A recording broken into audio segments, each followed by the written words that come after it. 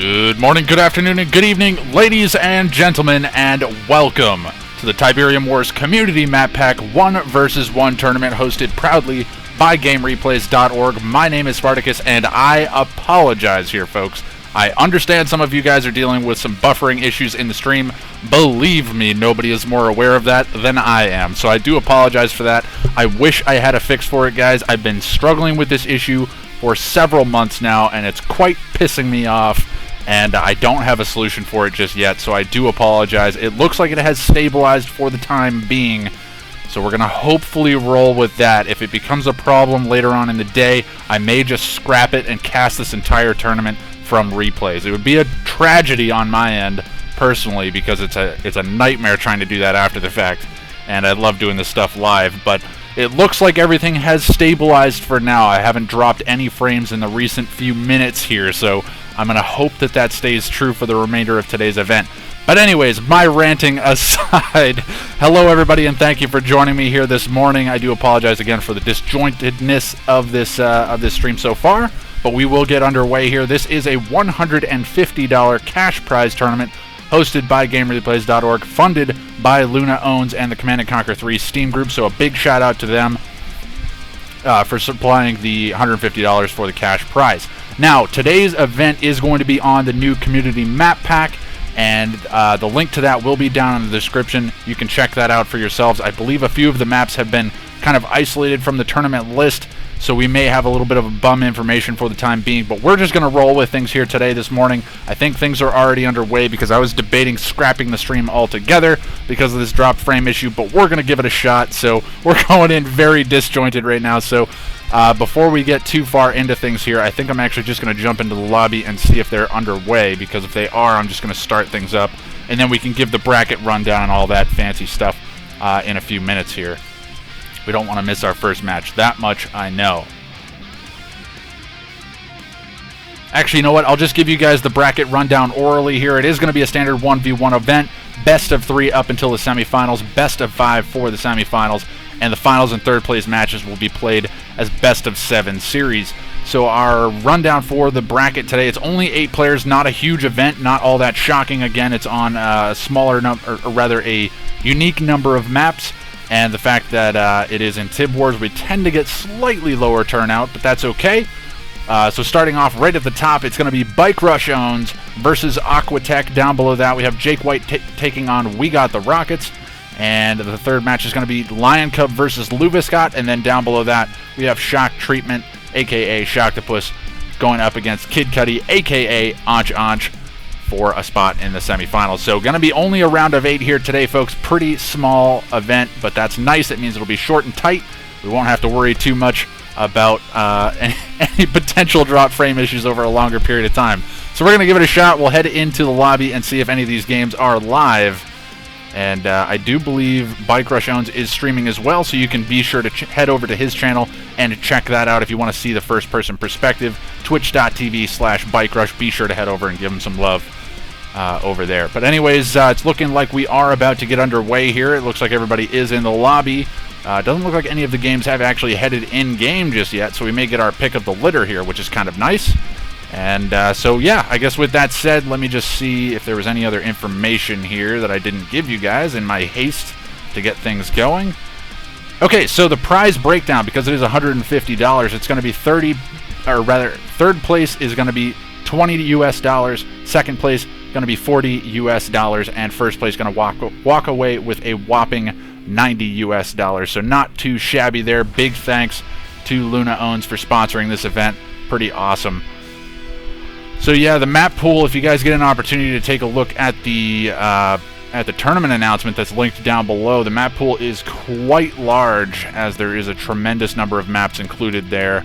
But it looks like players are headed into the lobby now, so I can end my vamping, and we are going to head straight into our first game of the day, and that's coming up momentarily, everybody, so be sure to stick around.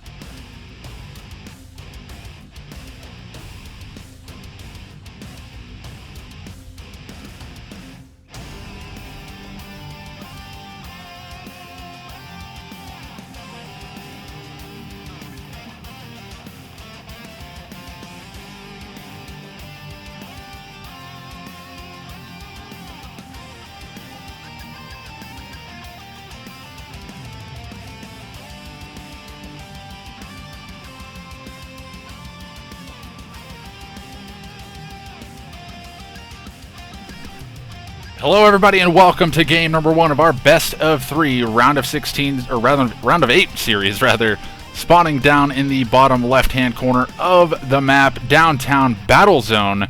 As the yellow nod, we have Anch. Smurfing as Kid Cudi here today, and it's looking like he's going to be going for some shadow teams. And then sliding up into the top right position, his opponent for this matchup as the pink scrin, we have Shock Treatment, aka Shocktopus. His name fits a little bit better as Shocktopus on the scoreboard, so that's what he's going to be showing up as today. But keep in mind, he is in fact Shock Treatment.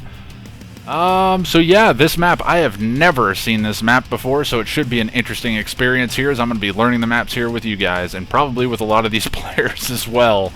But it is going to be some shadow teams coming out here from Anch, and the Buzzer Scout coming in from Shock Treatment is going to be shut down. A tremendous amount of buildings in the middle of the map here, going to be kind of causing problems here for both sides. It looks like Shock Treatment was expecting this shadow team move, as he does have a Seeker and a Gunwalker out already, so not sure if he spotted that somehow. But anyways, he is going to be trying to dissuade them from pushing in, and he should be able to defend his base relatively easily here if he does play safe. Deciding to put his War Factory very far forward, and by War Factory, of course, I mean Warp Sphere, because that's what that is. But anyways, it's just going to be these guys mining away. It looks like a very small amount of Tib here at their main base. And boy, I can already see the harassment opportunities here from Nod with all those bikes floating around. But we'll have to see what happens. It's going to be shadow teams moving in here. They're looking for an extractor kill, but they're going to not be microed, and they're getting insta-killed. Almost all of these shadow teams have been killed off. Only one remains, and only 2 members of that one squad remain, so a huge loss there for Anch early on in this game. But it looks like he already has gone for an expansion. He's actually dropped down his MCV pretty close to the field here, so should be looking to get himself plenty of Tiberium. Also going to be spreading out those refineries. Doesn't really need to worry about one-clicks though. He's up against Scrin, so he doesn't have to worry about those very, very pesky one-clicks. Hand of Nod being sold off there by Anch. Not quite sure what he was keeping it around for. Maybe expecting Shock Treatment to go into some disintegrators or something to send them up through the middle. But it is just going to be standard play out from Shock Treatment. Not all that shocking here. 2 of those shadow teams. Oh, actually may have been more shadow teams. I'm not quite positive where these guys came from. But 1 member left here for that 1 shadow team. I think that is the same shadow team from before. So just dwindling down the numbers here. And Shock Treatment going to be feeling very comfortable about how things are going here early on. And apparently getting that Warp Sphere down where he did is allowing him to base creep to his expansion rather than trying to expand via his MCV. So going to be seeing some divergence in builds here today, as these guys obviously not as familiar with the maps as one another may be. If that makes any sense. The words came out in an order that didn't make a whole lot of sense. But anyways, it is going to be Scorpion tanks out here for Anch. Not quite sure what he's looking to do with these. More than likely going to be trying to hold off against the Seeker tanks, so they're going to be pushing in here from Shock Treatment. That's exactly what's coming his way, and it's going to be a lot of Seeker tanks at that. A single Gunwalker going to be joining the battle as well, and more than likely reinforcements going to be streaming from across the map, as we do see a few more of those pink blips on the radar coming this way. It's going to be a few more Seeker tanks joining the battle here, but it should be enough here with these few Scorpion tanks to dissuade Shock Treatment from pushing too far into that. However, he is going to move into the expansion field here of Anch. Completely undefended here for Anch, and this is going to be devastating. He's going to lose some harvesters here. He's pulling back his harvesters right now, and Shock Treatment, it looks like he's actually firing on the refineries rather than the harvesters. And so far, Anch has not lost a lot. He's lost some infantry here, as we did see a Buzzer actually go elite there. But he is doing okay for the time being. However, the Seeker tanks are pressuring him off of this expansion field, and he is completely mined out back at home. So at the very least, Shock Treatment is completely starving Anch out of this game. So despite not actually killing any harvesters, forcing them completely off the line is just as good. It just means that those harvesters have to watch as they rest there in futility. Actually, they're going for a long distance harvesting on the top side. So smart move here from Anch rather than just wasting his time here. He's going to look to get some harvesting done up top. But in the meantime, Shock Treatment has set up expansions already on both of his expansion field and is looking for a third by the looks of it, or maybe just be looking for his MCV to be moving forward. But this is looking like Shock Treatment's game here. I don't quite see the path to victory for Anchanch, but he's certainly going to hold on. He's going to make Shock Treatment work for his money here today, and I can appreciate that. And let's see. It looks like these Secret Tanks are, in fact, pulling back, so it looks like Shock Treatment not willing to deal the killing blow here. And we do see some tripods out already, and it looks like Shock Treatment sending his MCV all the way down to the bottom right, maybe expecting that Anchanch would naturally expand in that direction after he's done with this field, and he can look to starve him out of that field as well. It'll also give him an opportunity to get kind of a forward operating base there to set up some additional warp spheres and get some units out on the front lines much faster than he would from these long distance bases here. But yeah, just a very interesting map here. There's lots of green Tiberium, but there's so many buildings in the middle of the map that it just makes it so congested in the center. I think the majority of them are bombed out, so you can't really garrison them. I think a few of them are garrisonable, so some infantry could be useful, but you can see Anchanch just choosing to hang out here with his infantry. Going to be looking to defend his main, or rather his expansion here, which has essentially become his main base at this point, as he sold up everything else back at home. He has a small contingent of Scorpion tanks, but not much to speak of. Honestly, I think Shock Treatment just playing with his food a little bit. He is willing to just play this one out a little bit longer, see what Anchanch is able to come up with, because he definitely has the ability to deal that killing blow right now, but it just doesn't seem to be willing to commit. So anyway, Shock Treatment moving in with a few Secret Tanks, going to catch out a Harvester here. It's long distance harvesting from Anchanch, and that one's going to go down for sure.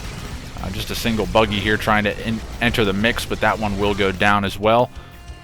We do see a buggy here out from Anchanch trying to get some scouting information. He's going to see how much eco Shock Treatment has, and he's not going to feel too good about it, as we do see Shock Treatment actually moving back in with a small Tier 1 army here that he had earlier.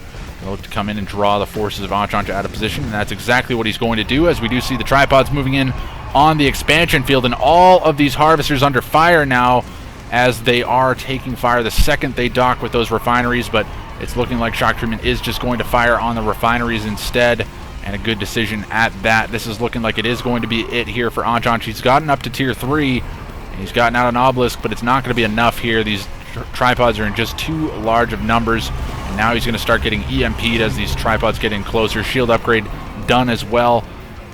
One avatar comes out, but not going to be enough to hold off against this force here, and it's looking like Anchanch should be tapping out of this game here in the near future. I think these are just Raider buggies. Oh no, there was a flame tank. It looks like it did get a refinery kill, but not going to be all that big of a deal here as this game goes on. GG comes in from Anchanch, and that is going to be it. Shock Treatment picks up game number 1. So pretty convincing victory there from Shock Treatment, as we did see him looking like he felt pretty comfortable on that map. I'm not sure if that was a blind read on the Shadow teams or not, but he did shut that down pretty well, and that set Anchanch pretty far behind early on, and then he just wasn't able to recover out of that game. Shock Treatment, again, giving him a little bit of breathing room to kind of get stuff back up and running, but Anchanch just so far behind, not able to really recover out of the situation that Shock Treatment put him in. So anyways, that is going to be it for game number 1. We're headed into game number 2 momentarily, everybody, so be sure to stick around.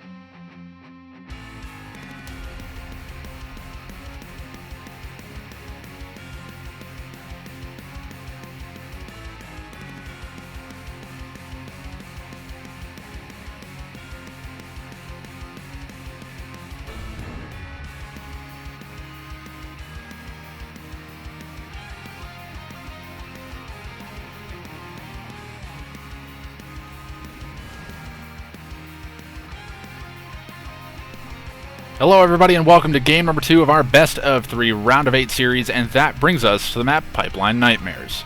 And spawning on the top side of the map as the pink nod, we have Shock Treatment. Then down on the bottom side of the map, the man that's behind the 8 ball right now needs to make something happen in this game as the red scrin, we have Anchanch. So Anchanch is down 0-1 here in this best of 3 series. Shock Treatment can look to clear it up here in game 2. And move himself on into the semifinals. We'll have to see what ends up coming out of this game.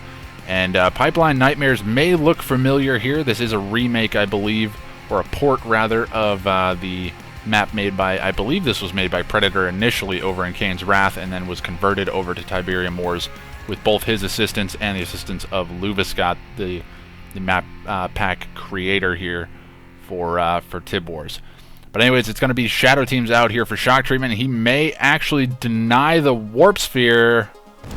And Warp Sphere has been denied here for Anchanch, so very unfortunate. Very smart move here from Shock Treatment to go for those double Shadow Teams. He could actually look to bomb the Foundry here as well. But it's going to be double power plant being dropped here by Anchanch, and he does have... There's 2 sets of Shadow Teams here, so he's going to look to bomb both of these power plants. Again, may actually deny the Warp Sphere for a second time. Not quite sure. It doesn't look like he's going to be able to deny it this time around. 2 power plants down, and these Buzzer Hives denying these Shadow Teams.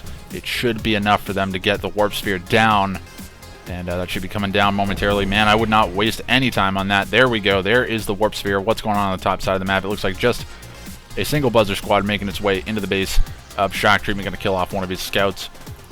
But not a big deal, to say the least. Shadow Team still causing problems here for Anchanch on the back side of things, as now he's going to be forced to push Shock Treatment out of here, as we do see a Gunwalker and Seeker Tank coming out for him. And this music feels a bit loud, so I'm going to turn that down. But anyways, yeah, it's looking kind of interesting here. It's looking like Anchanch, again, is in kind of a tough spot early on, as Shock Treatment was able to make those Shadow Teams pretty effective here. But both players grabbing their Tiberium Spike, not going to be all that different in terms of economy there. And obviously the blue fields on this map replaced by large green fields. So I'm kind of surprised that these guys did that same build that you normally would see. There's no real advantage to expanding to this field first. So I'm kind of curious as to why that is. And they're dropping down cranes as though this was like a normal pipeline map. So maybe just that muscle reflex, or rather muscle memory, trying to get over to that expansion field, but not going to worry about it too much right now. It looks like it is going to be double War Factory here for Shock Treatment. I will be interested to see if maybe he drops a 3rd War Factory and goes all in.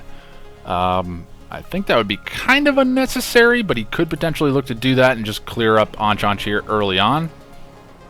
It's a lot of Scorpion Tanks coming out from him, and there was something else being queued. I'm not sure what it was. Maybe a Tier 2. There it is, Tier 2. So probably going to be a fast Tier 3 out of him. Going to look to get into his upgrades here, get some Dozer Blades and laser capacitors here on these Scorpion Tanks, make them very powerful here early on. And he's got plenty of breathing room here, as he knows Anchanch is still ecoing at this point, and he's actually going to look to go for an expansion now as well. So no tech here early on for Anchanch. This could be really devastating for him as well. Shadow Team's moving back in here for Shock Treatment, but it's looking like they have been spotted by the Seeker Tanks. Maybe they're going to look to bomb the Tiberium Spike. Actually, they've already started bombing this Tiberium Spike by the looks of it, and they're going to look to take that down with a few more bombing runs. And it doesn't look like Anchanch is really going to be able to do anything about that. Scorpion Tank's on the move here for Shock Treatment. Does he have that Tier 3 down yet? He does have Tier 3 down. No upgrades being purchased just yet, from what I can tell. He's dealing with some low power. But Scorpion Tanks here on the front lines against a lot of Seeker Tanks here from Anchanch. He's got a lot of Seeker Tanks out, and I don't think Shock Treatment was expecting that amount here as he rolls in. And he is going to be forced to cut backwards here, as Anchanch definitely has a sizable force.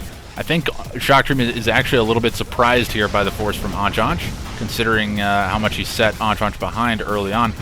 And it's looking like he is on a slow reverse move order here, based on the fact that he's moving at the speed of the militant squads. And he's going to pay for that with a lot of Scorpion Tanks, but may actually be drawing Anchanch into a larger battle here. As we do see the Scorpion Tanks continuing to press forward. We did see Dozer Blades come online in the meantime. It's going to be particularly good against those Disintegrators if they come out to try and add some infantry into the mix here. Lightning Spike coming down here from Anjansh, trying to help his forces out on the front lines. If nothing else, going to be drawing some fire. It looks like Shadow Team's in here causing problems for... Oh no, that was actually one clicks here from Shock Treatment. Going to be eliminating a lot of the refining capabilities here from Anjansh, and we do see the Shadow Team's causing more problems, taking out power plants. And it's looking like it is going to be end of the line here for Anjansh. He's going to try to hold off against this force, but he has lost all of his refineries back at home, minus the 1 or 2 on his main field here. He's still got plenty of Tiberium, but he's going to be losing more power plants as well, which is pretty unfortunate with those Shadow Teams still causing him some problems on the backside of things. It looks like Shock Treatment has pulled back off of this front line. Laser capacitors coming online now as well. So again, Shock Treatment looking to be in a great position here early on. And he's actually already got an expansion up at the middle of the map. As we do see, this green field is a contested field. And there are some blue fields here as well. It doesn't look like Shock Treatment has really spent too much time on that. I think these guys are still looking to get their eco established. And the buzzers, or rather the repair drones being called in here by Anjansh, going to be too little too late, I think, here, as not going for any kind of a tech situation here against Shock Treatment. This laser scorpion... Dozer laser scorps are pretty scary here for Shock Treatment, and Anjansh is just going to be getting obliterated here. These Seeker tanks don't win the 1v1 on a good day, and today is not a good day for these Seeker tanks, just being obliterated here. GG comes in from Kid Cudi, aka Anjansh has been defeated, and Shock Treatment cleans up the series 2-0. So once again, a pretty convincing victory here from Shock Treatment. I'm not sure if maybe the difference in builds allowing Shock Treatment to get his Shadow Teams out a little bit faster was maybe looking to drop his refineries on his main field, knowing that there wasn't a blue field off to the side like there normally is on Pipeline. But anyways, the Shadow Teams proving to be very effective here in this game, showing that they can be used effectively overall. But anyways, yeah, just again a pretty convincing victory. I don't know how much more we can really harp on this one. It's pretty obvious how things went down. You know, eco advantage from about the 2.5 minute mark all the way through, and I mean, Anjansh put up a good fight. He managed to spam out a lot of Seeker tanks, but Shock Treatment just had to pick his battles, and he certainly did that, allowing his upgrades to come online, and then he just pushed through with no resistance at all from Anjansh, while causing problems on the backside there with the Shadow Teams and the one-clicks. So unfortunate there for Anjansh, but that's how the cookie crumbles sometimes. So that is going to be it here for Game 2 in our first series of the day. And I believe that should take us into our semifinals, depending on where things stand with the brackets. Let's take a quick look and see where things are at. More than likely, these other games are probably still underway. Let's take a look at the bracket. Okay, so Bike Rush Owens has actually taken a 2-0 over Aquatech for the time being. So both Bike Rush and Shock Treatment are first contenders here in the semifinals, but they are on opposite sides of the bracket. So it will take them a quick minute before they end up seeing one another here. They're going to have to battle for their spots in the finals, but I can already see that being a certain level of certainty as we head into the finals. But best of 5 semifinals should be coming up momentarily, folks, so be sure to stick around.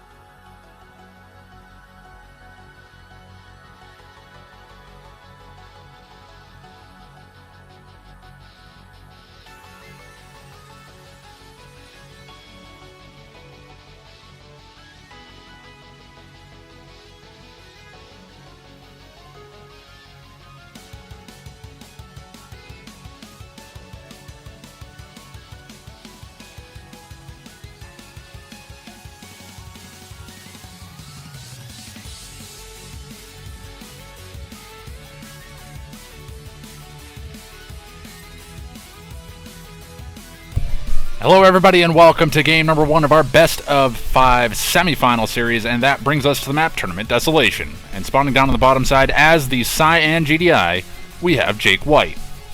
And his opponent up in the top right position as the red Scrin, we have Bike Rush Owns. So sorry for a little bit of a slow move here on this game as these guys are already underway. It looks like Bike Rush has gone for a Foundry opener here as he's going to look to get his expansion up and running early on. So maybe disrespecting a little bit Jake White's early game here, maybe not expecting him to really be able to do much. There's an APC on the move here, but no engineer inside, so he should be okay, but it may force Bike Rush to actually sell off a structure. We'll have to see how quick his micro is today. And one of his harvesters taking a lot of damage. Actually, there is a defensive tower at the expansion.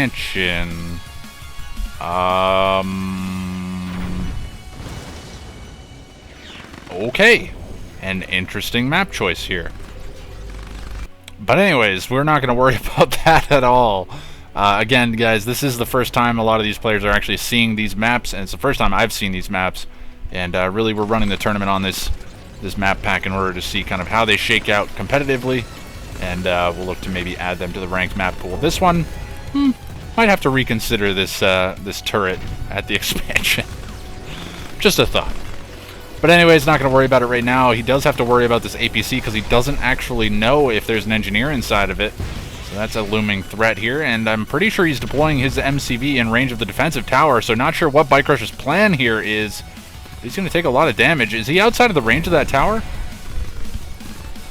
I'm not quite sure what Bike Rush is looking to do here.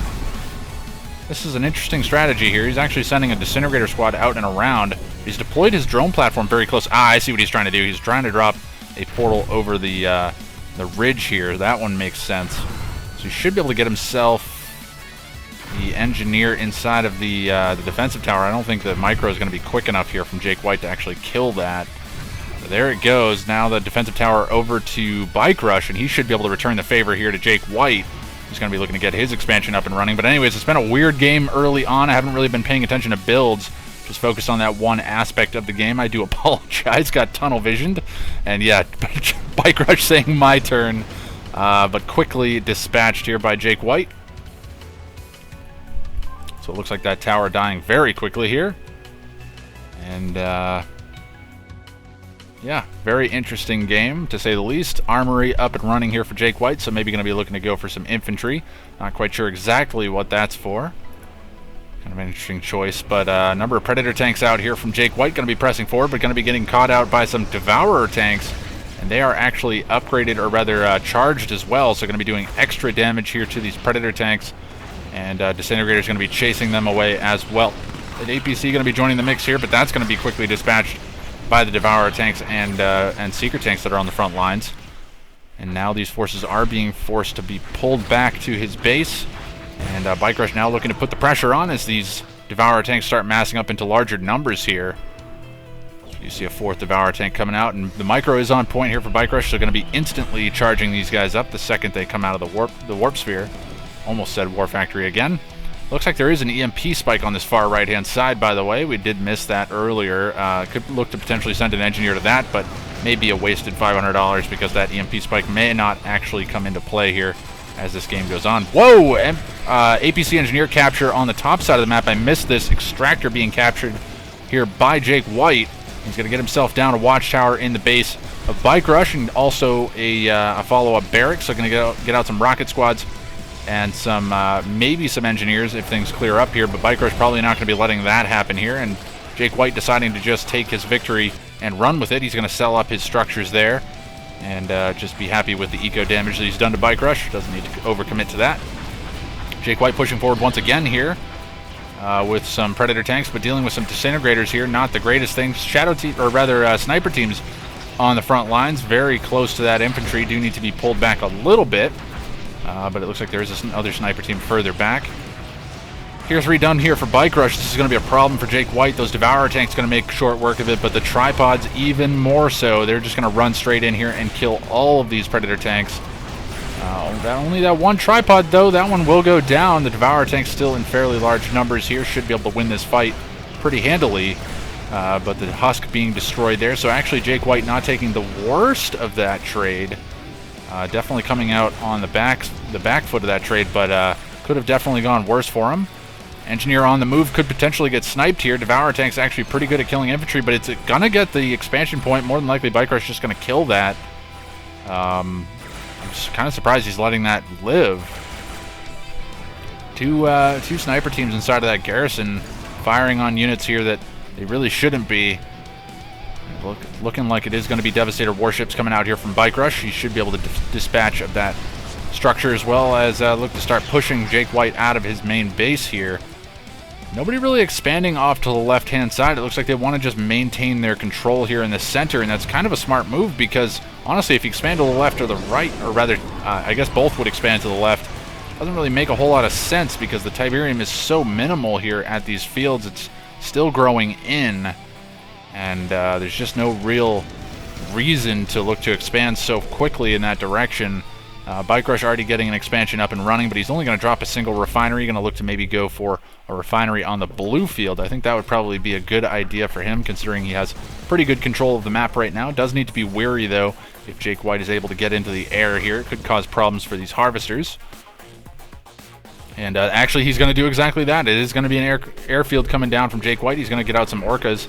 I think this is a smart move here. It's going to cause problems here for Bike Rush. He's going to be forced to respond to the orcas, which shouldn't be too much trouble. I mean, a couple of seeker tanks should be able to cause enough of a headache for those orcas to not want to commit into fighting all the time. But anyways, looked like the MCV was actually on the move up here, maybe decided to come back down to the blue field. And that's exactly what he's going to do. Tripods up here to defend that. And Jake White funneling through a pretty nasty looking little choke point there, and he's going to get punished for that pretty hard, as we do see a couple of these Annihilator tripods just crushing these units, literally physically coming in and crushing these units at this point, as they get the EMP on the closest one. Could look to just crush that instead, but Orca's going to be flying over the top, should be able to kill off some of these Annihilator tripods. They do need to look to get the husks as well, though. Ooh, shields come on just at the right time to save that one there at the very last possible second. And Jake White is actually going to sneak away with 2 full loads of blue Tiberium there. So Bike Rush going to be a bit disappointed about that, but he could look to potentially kill these harvesters. So Jake White, very nice there, pick up there. Going to be grabbing himself 2 loads of blue Tiberium and essentially stealing it away from Bike Rush, who would have otherwise spiraled pretty much out of control, I think, with all of that blue Tib. And Jake White not particularly happy with the way that the map is set up. I think it's honestly just because these expansions don't have any Tiberium on them. It just forces you to expand into really awkward positions, and you end up taking weird trades later on because your units are so far spread out. I mean, there's a case to be made that a strategy can be made for any type of map, but I don't know that this is necessarily conducive of a tournament environment. But anyways, not going to worry about it too much, as we do see a Harvester Wars here. Jake White's Harvester going to be giving a little bit of a love tap there to Bike Rush's Harvester. More long-distance harvesting coming in from Jake White. He's going to be starved out of cash here pretty soon, as he doesn't really have any eco left to speak of. And he is spread pretty thin here, as I don't even know where his MCV is. Here's his MCV at its expansion. If you want to call it that. There's no Tib here because he's already mined it up, and now Bike Rush actually going to be coming in to steal that tib away from Jake White. And GG comes in from him. Slightly more BM than necessary, but Bike Rush will take game number 1.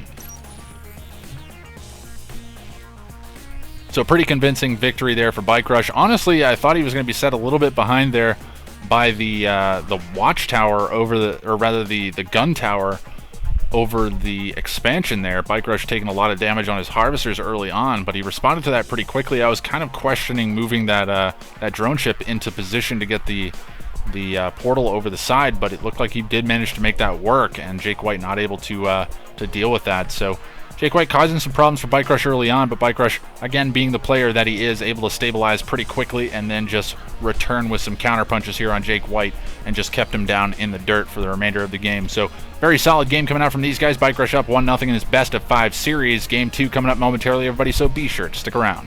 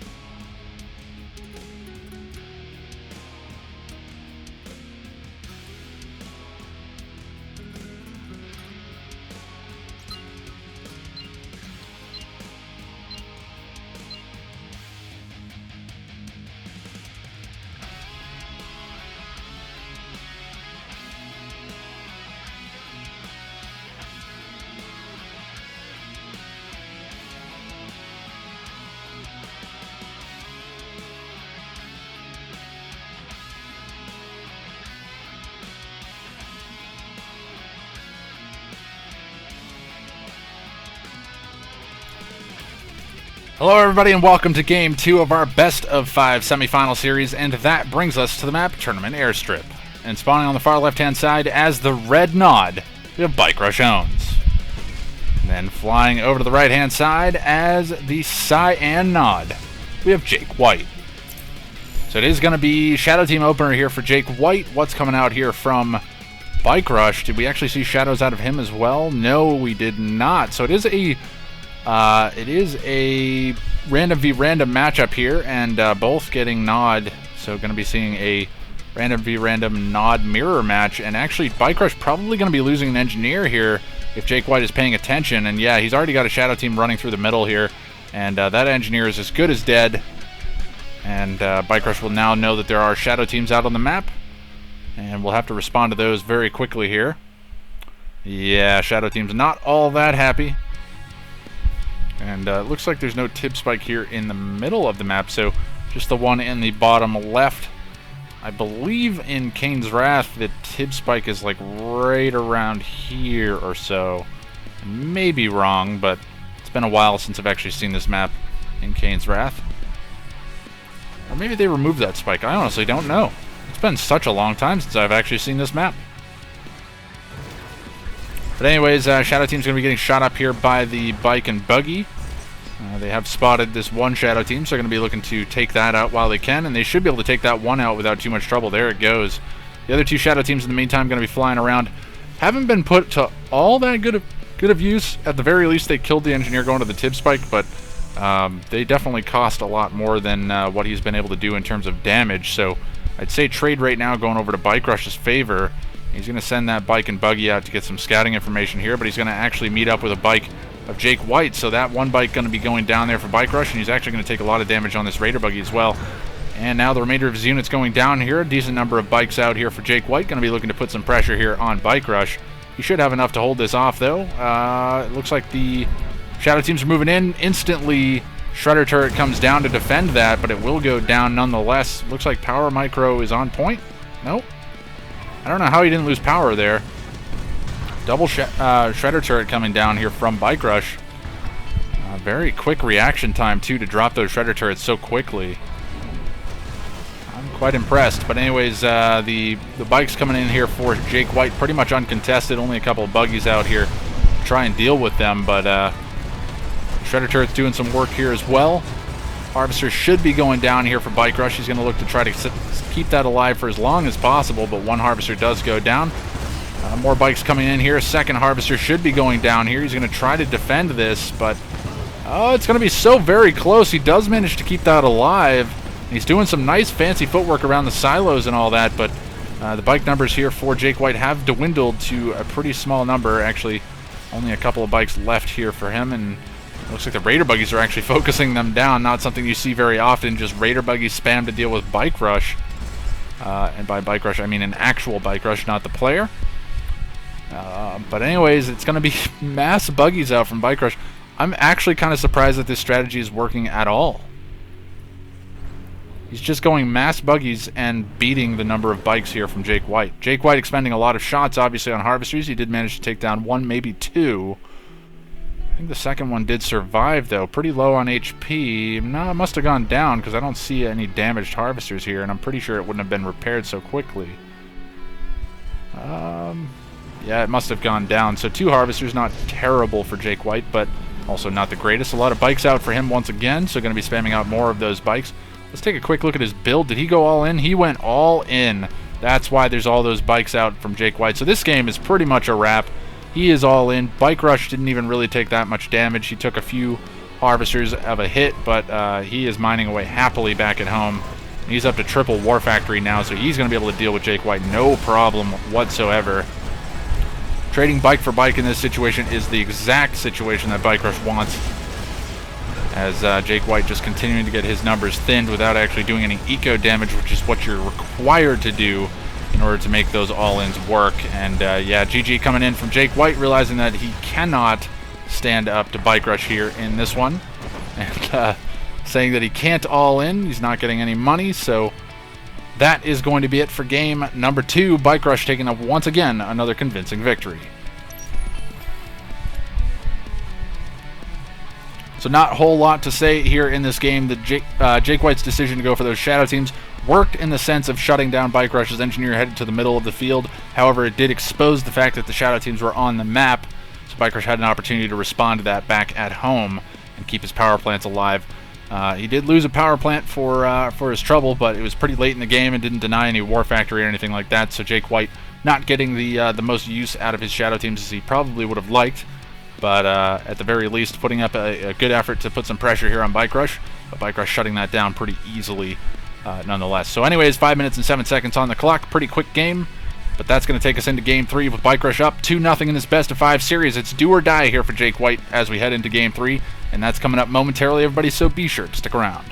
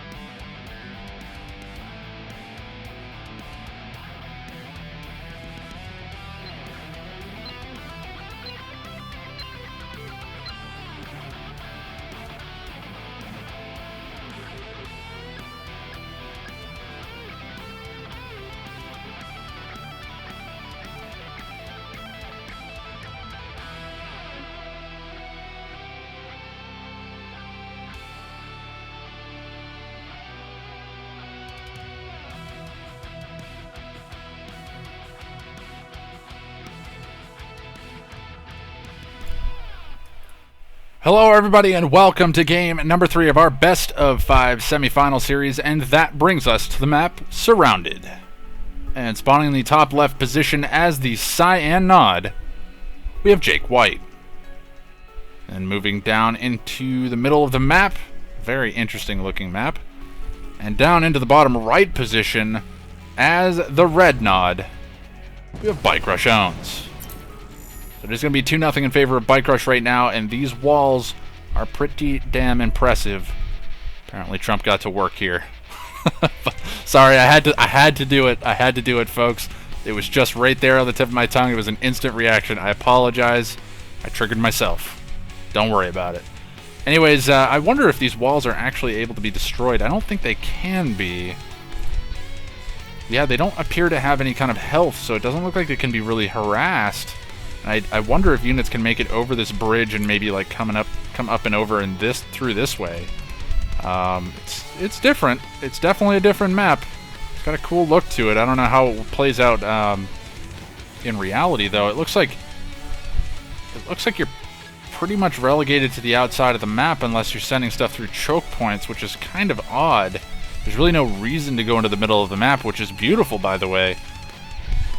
It looks like everything is really on the outskirts of the map, so I'm curious what the reason for the center of the map is. There's not even any blue tib in here. So, yeah, there's no real reason to head into the middle of the map. It looks great, but I question the necessity of the amount of structures and space in the middle of the map if it's not going to be utilized. But anyways, we're not going to focus too much onto that here, as we do see both of these guys going to be scouting each other respectively, making sure that they're not up against anything crazy early on, and it's not going to be any kind of an early cheese out of either side from what I can tell. It looks like it is a crane down from Bike Rush, more than likely just getting his eco established. And he's actually unpacked his MCV once again. Maybe looking to drop another refinery here, or may actually look to go into some tech. Yeah, this is a very strange map, to be honest. Like, it's very unique. There's actually EMP spikes on the top and bottom by the looks of it as well, so lots of structures to be captured. It looks like there's actually a pathway on the outside to go up and around as well. However, there's towers up here as well, so I don't know. An interesting map. I'll give him that. I'll give him that. I'll give it on its merits. I am curious about the use of the inside of this city area, as we don't really see anything happening in here, and I very much doubt that anything is going to happen. If anything, it's probably going to make this a more aircraft-friendly map, because the center of the map is going to be useful for just flying over and getting to your opponent much more quickly, and possibly changing up the directions in which you can hit them from. But fast attack unit's going to be headed through the center of the map here for Jake White, maybe looking to go for some kind of a pressure point here on Bike Rush, but actually looking like they're going to hang out back at home, maybe expecting Bike Rush to be doing something crazy here. Haven't actually seen anything out from Bike Rush. Battle markers coming out, just infantry standing on Tiberium. Not sure where that engineer's headed. It looks like he's actually headed down to this southern Tiberium spike, so it's going to be denied here. Bike Rush, actually, he did have a militant squad in that bunker, but enough bikes out here from Jake White going to be able to destroy that and de-garrison it and make sure to keep his engineer alive. Pretty close, though. And Bike Rush just destroying garrisons here. Not sure what his plan is. I hope he's not using this to try and rank up his units. I don't think he is. Maybe just trying to get rid of some buildings here. May have just been a misclick altogether. Looks like some explosive barrels down here as well. So actually I have a number of explosive barrels in this city, or in the industrial area on the outside. Yeah, these guys really not doing a whole lot here early on, and I can't disagree with that. I mean, this map doesn't really give them any reason to move towards the center and kind of mess with one another, aside from maybe trying to shut down the other's economy. But you're pretty much not going to deny that unless you go for some kind of a base push, in which case you're sending an MCV way out of position and going to lose a lot of mining time in the process. So it's looking like this map going to be forcing a tier 3 upgrade from both sides, and it's looking like it is going to be Scorpion tanks here for Bike Rush, and probably going to be Scorpion tanks out in response here from Jake White. He does have a lot of Bike Buggy as well. Now it's just going to be a matter of who gets the upgrades first. And yeah, Bike Rush actually saying this reminds him of World War Z. It's so funny because I was actually watching that movie earlier this week, and I was just thinking the same thing. big wall around Israel. But anyways, yeah, it's definitely a unique map. I like the idea. I don't know about the implementation, but again, I don't mean to be a naysayer here. So we do see bikes and buggies in the bottom right corner here, or bottom left corner here for Jake White. Really not much going on here. Both just kind of massing up units, which is not all that shocking. I don't think Bike Rush even wants to commit into this. It's going to get messy here in the middle of the map as we do see Bike Rush moving in with a number of Scorpion tanks. However, you can see he's got Scorpion tanks all over the map, an insane number of Scorpion tanks, in fact. Jake White asking Bike Rush how many Scorpion tanks he's got.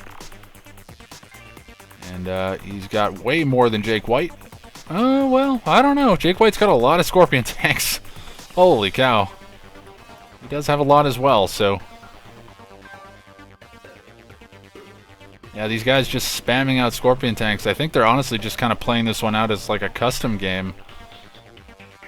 I don't know if he has 73, but he's got a lot. But it's looking like Jake White going to be getting cut off here by Bike Rush on the bottom side, trying to go for some harassment around the corners, the outskirts of the map. Not going to be able to do so. Surprisingly enough, nobody utilizing these bridges here in the middle could look to potentially get in and around. I don't know if Bike Rush actually has anything over here to stop that. Yeah, neither one of these guys actually doing anything to prevent these bridges from being used.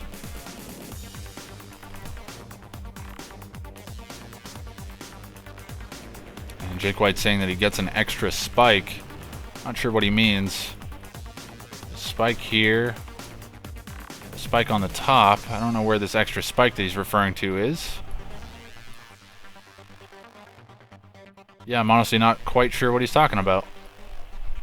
Oh, I see. There's a spike here. Maybe not realizing that he has this spike up on the top. No, they have an equal number of spikes. What is he talking about? Jake White talking out of his ass. We won't worry too much about it. Yep, these guys really not doing a whole lot here. It looks like maybe they agreed early on in this game that they were just going to mass up, no rush 20 minutes. And, I don't know, it should make for an interesting fight here in the middle of the map if they choose to fight there. Certainly going to be a hell of a lot of units. It's going to be one heck of a messy fight, too. Honestly, getting some infantry in some of these buildings would cause some problems as well for some of these infantry, or rather for some of these fast attack units just trying to move through the middle of the map. But at this stage of the game, it's just going to be pretty much whoever can get onto that front line with the forces they need, win that first big battle, and it's probably a GG from there. That is a shitload of Scorpion tanks there from Jake White. Holy crap. Yeah, there's no better word than that. That's a friggin' lot of Scorpion tanks. But it's looking like Bike Rush is going to be the one to commit. And oh, I didn't even realize there's actually an entryway here that Bike Rush could look to funnel through. I had no idea that was even there. You can't even really see it. And Bike Rush asking why you've got Tower and EMP. And yeah, the EMP has been captured here by Jake White. Grab the tower as well. You can actually see that. Bike Rush has EMP and a tower on his side as well, but opting not to use it. Yeah, it's kind of interesting. It's not exactly a mirror match, as the top is different from the bottom, but it's pretty close.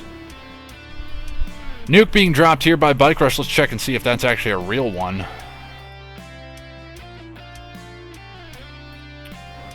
Where is it here? Must be down somewhere safe. No, maybe in the middle of the map?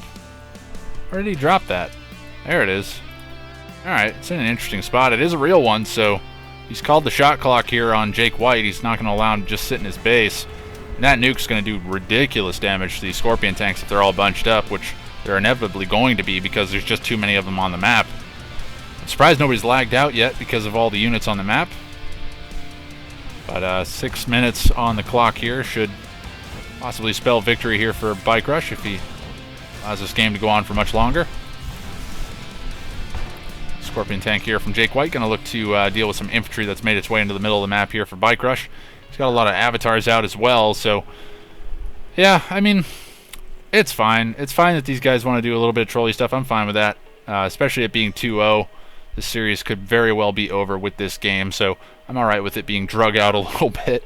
We've gone pretty quickly here into the semifinals. We don't need to jump into the finals just yet, as we're only about an hour and a half in. But, yeah, just giving us a little bit more of an opportunity to take a look at the map. And, yeah, it doesn't look like these walls can actually be destroyed. Looks like Jake White was actually trying to... Oh, no, I think he was firing on that Scorpion tank. I thought he was force firing on the walls, but I'm pretty sure you can't actually damage those. It'd be kind of cool if you could damage the walls, though. I actually kind of like that idea. Fanatics out here for Jake White as well, but I don't know how good that's going to be up against Dozer Blades. I don't know how Dozer Blades do against Fanatics, to be honest. Haven't seen that in a long time. I don't think it actually helps very much because they just explode anyways. But, yeah, Harvesters here from Bike Rush, literally nothing to do, so they're just hanging out back at home. There's a few bits of Tiberium that can be grabbed here, but it's looking like we are going to see a little bit of a battle here in the center of the map as Bike Rush's infantry force is getting into the mix here with Jake White's Scorpion tank army. It's starting to push forward. And it looks like a single Harvester going to be moving in there from Bike Rush, going to be getting caught out. Actually, a second Harvester as well. Not quite sure exactly what the plan was there, but the MCV has moved to the middle of the map here for Jake White.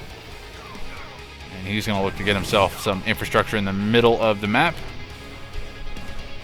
And air towers being dropped all over the place. So yeah, Bike Rush is just slowly massing up here in the middle of the map. 4.5 minutes left on that nuke. Very well could see that being fired in this game. That is a large Avatar army here on the front lines and a massive, massive Scorpion tank army on the backside of things. Jake White, I think, just has a lot of Scorpion tanks. Actually has an insane number of Scorpion tanks, in fact. Doesn't actually really have much in the way of Tier 3 units, though. So those Avatars may actually be pretty good, especially in this close, confined quarters here. They should be able to walk over some of these Scorpion tanks pretty easily if they get into the mix. However, Bike Rush has kept them pretty far back.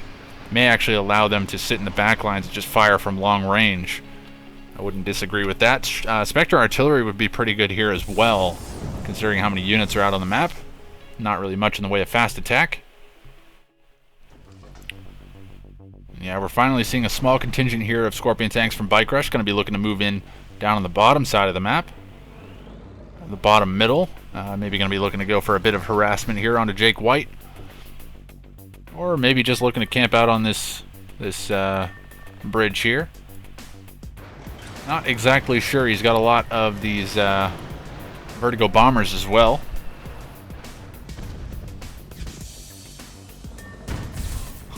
Definitely not what you would expect from a tournament game here in this game, but hey, it is what it is. This is a very strange map. It's looking like Jake White has had a little bit of enough of waiting, and he's going to push forward here, but that means he's just going to be funneling into his death here. Going to be taking some very bad trades early on.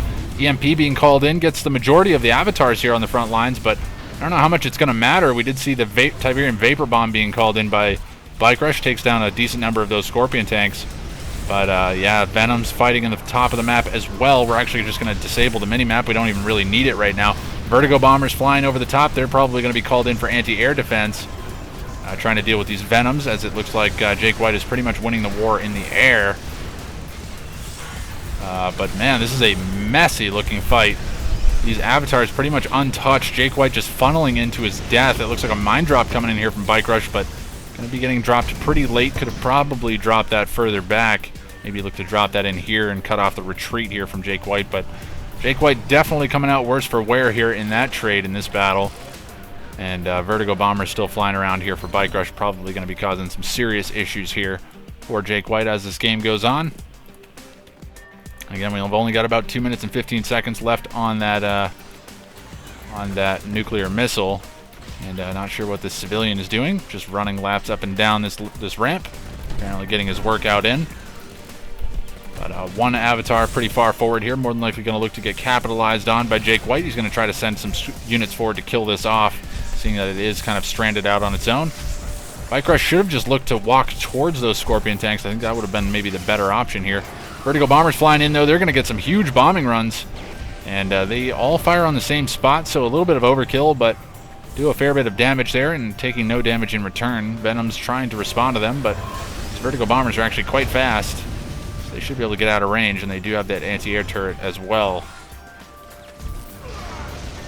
And now the avatars here from Bike Rush is going to be able to outrange these Scorpion tanks in the middle of the city, so not really going to be able to fight here. Jake White going to be dropping his own nuke. I don't know how much it's going to matter, though. That is a real nuke as well. It's going to be 7 minutes on the shot clock for him.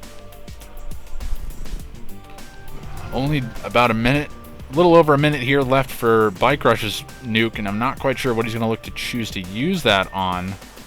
Because once this force is destroyed, this force of Scorpion tanks here, I think Jake White is as good as dead. So he's going to need to be careful here. He's going to want to spread his Scorpion tanks out before that nuke comes down. Otherwise, he's going to lose this game pretty much off of one shot if Bike Rush is able to get a good one. Honestly, I think Bike Rush could push Jake White out of this game if he just pushes forward right now. I think he's just a little bit weary of maybe taking a bad trade, but probably also just chilling out, hanging out with his stream, not sure exactly what he's doing. He seems to be content with playing defense right now. I think he actually dropped some disruption towers as well, maybe trying to force Jake White to get bored and push forward into another terrible trade, but doesn't look like that's going to be the case here just yet. And Scorpion tanks up on the top side of the map here for Jake White. Looks like they are going to rally up top side. Maybe trying to, yeah, he is splitting his forces up a little bit here. But honestly, if Bike Rush is able to get a nuke in about here or so, or maybe even on that construction yard, that would be pretty devastating here for Jake White. Vertigo bombers flying in and doing a lot of damage to that MCV, and nuke is about 5 seconds away from being fired. It could definitely see that MCV going down. No eco left, so once these buildings go down, it's going to be pretty devastating. EMP comes in from Jake White, but the nuke has been dropped. Let's see where it's going to hit. And here it goes. Big nuke being set off here in the center of the map, and doing a fair bit of damage, but I think he's going to miss the majority of the Scorpion tanks. Not exactly sure what he was able to hit there. Maybe there was some tech or something, but MCV finally does go down. And Bike Rush continuing to press forward here, and just seems to have an unassailable number of units here, as we do see Jake White continuing to press forward. He's trying desperately to do something here. He's dropping Vertigo bombs on these units, but these avatars are quite tanky against that. It's going to take a few bombers to actually do some real damage. And decoy army being called in by Jake White to make him look like he has more units than he does, but looking like this is going to be pretty much GG here. Quite know what Jake White has left in the tank, and that is going to be it, folks. A very weird and long game 3, but Bike Rush comes through victorious. So 16 minutes and 45 seconds on the clock. I think longer than our last 2 games combined. And honestly, I think just because Bike Rush was having fun just massing up and playing the no rush 20 minutes game, obviously he broke his promise. He went a little bit earlier than 20 minutes, but jokes aside, he did come out on top in this game. Just took better trades and just had better unit compositions. So can't really fault him getting down that nuke pretty early on, realizing how this game was going to go, and yeah, just making it work for his own advantage. So anyways, that's going to be it for Game 3 and our semi-final. Bike Rush owns taking a 3-0 victory over Jake White and going to be moving himself on to the best-of-7 finals. We'll have to take a quick look at the bracket and see if the other side of the bracket has concluded. And it does, in fact, look like it has concluded. It looks like Shock Treatment has taken a 3-0 victory over Luviscott and has moved himself into the finals. So the finals should be coming up here. Best-of-7 finals between Bike Rush and Shock Treatment coming up momentarily, everybody, so be sure to stick around.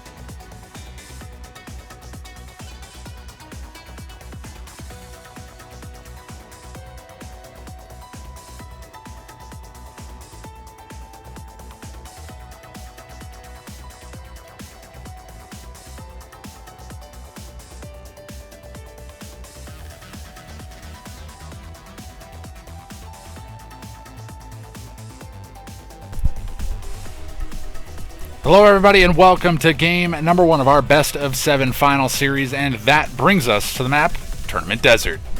And spawning on the top side of the map as the red GDI, we have Bike Rush Owns. And down on the bottom side of the map as the pink GDI, we have Shock Treatment. So this is game number 1, and we'll just change something here real quick, make sure that we are all set. And yeah, so game 1, best of 7. It's going to be Shock Treatment versus Bike Rush, and it's going to be a GDI mirror matchup to start things off, and it's looking like it is going to be some NG APCs coming out here from Bike Rush, and more than likely going to be seeing NG APCs out from Shock Treatment. No NG APCs from him by the looks of it, at least not early on. He's going to be sending his scouts around the outskirts here, making sure not to take any damage from that Tiberium, and also getting himself the control tower a little bit closer to Bike Rush's natural base here, or main base. But Tib Spikes grabbed for both sides, so these guys are going to be feeling pretty comfortable here early on.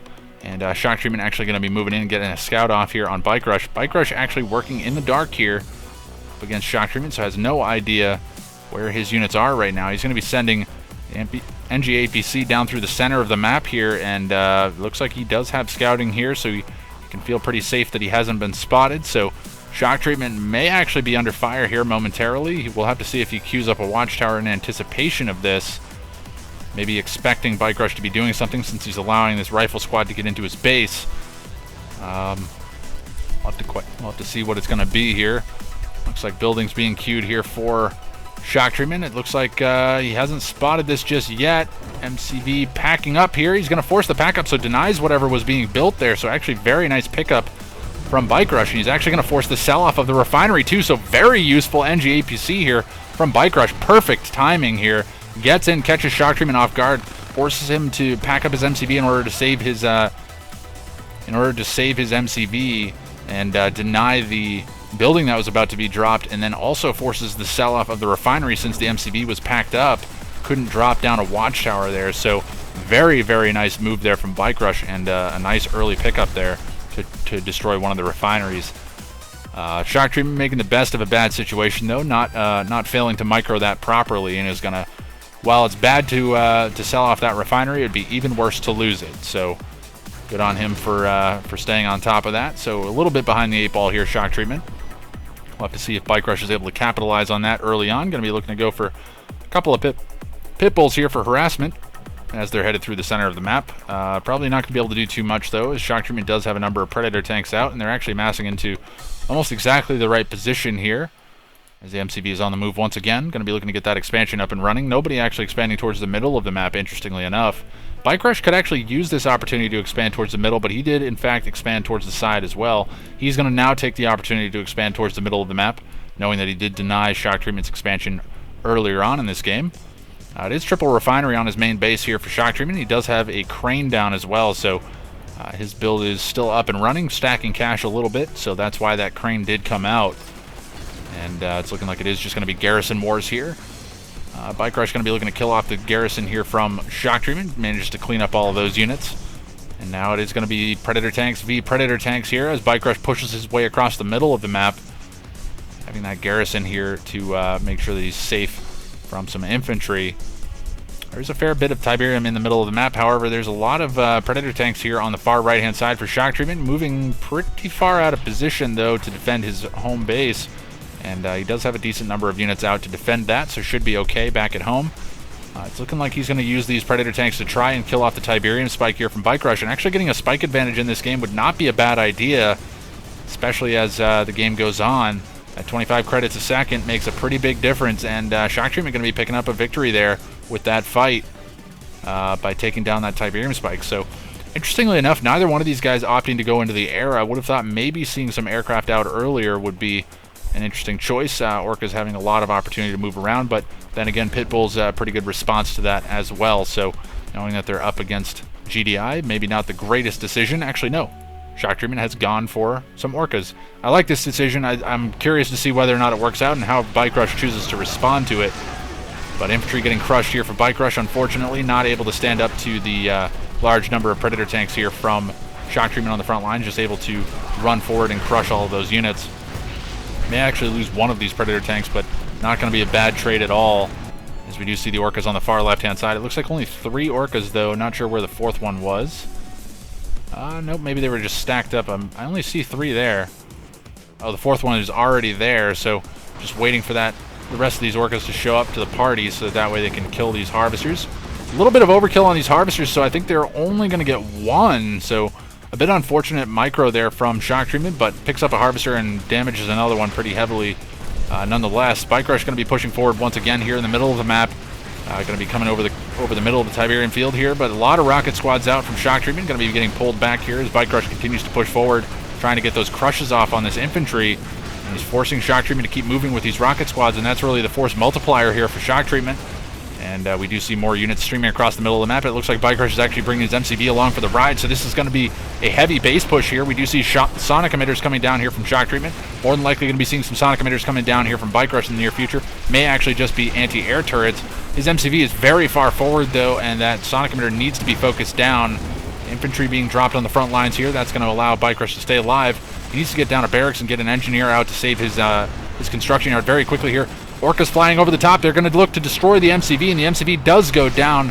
2 barracks are dropped before that happens, but I don't know that it's going to matter so much. Bike Rush is going to be spamming out infantry on the front lines, but Shock Treatment should be able to deal with this both with sonic emitters and with those watchtowers. Probably watchtowers at this stage are going to be more useful than sonic emitters. Just going to be much more cost effective. I think he's spending too much money on sonic emitters to deal with infantry, and they're taking too long to build, and he's taking a lot of damage. There's an engineer out here from Bike Rush. He's trying to send engineers in to capture the construction yard. Railgun's done here for Shock Treatment as well. And Bike Rush doing what he can to try to stay on the front lines. And he's sending engineer after engineer. Is he going to get it with this one? Oh, he might actually get it. Oh, no, the Predator tank does manage to kill that one off. And Bike Rush saying he didn't realize how big the first field was, I think it was. But anyways, that's going to be it. GG comes in from Bike Rush, and Shock Treatment going to be picking up game number 1. So Bike Rush showing that he can be defeated here in this game, and Shock Treatment going to be the one to smack him down, trying to go for that really aggressive base push, but getting down those sonic emitters at that point in time was just so critical, being able to deal with all of that heavy armor as well as the base push. Just very nice timing on those sonic emitters. An unfortunate situation there for Bike Rush, and also the Orcas really coming in handy there to deal the final blow to that construction yard before any engineers could get inside of it. So very nice pickup there from Shock Treatment. He's going to pick himself up a clean game number 1. We'll have to see how he does in game 2. That's going to be coming up momentarily, everybody, so be sure to stick around.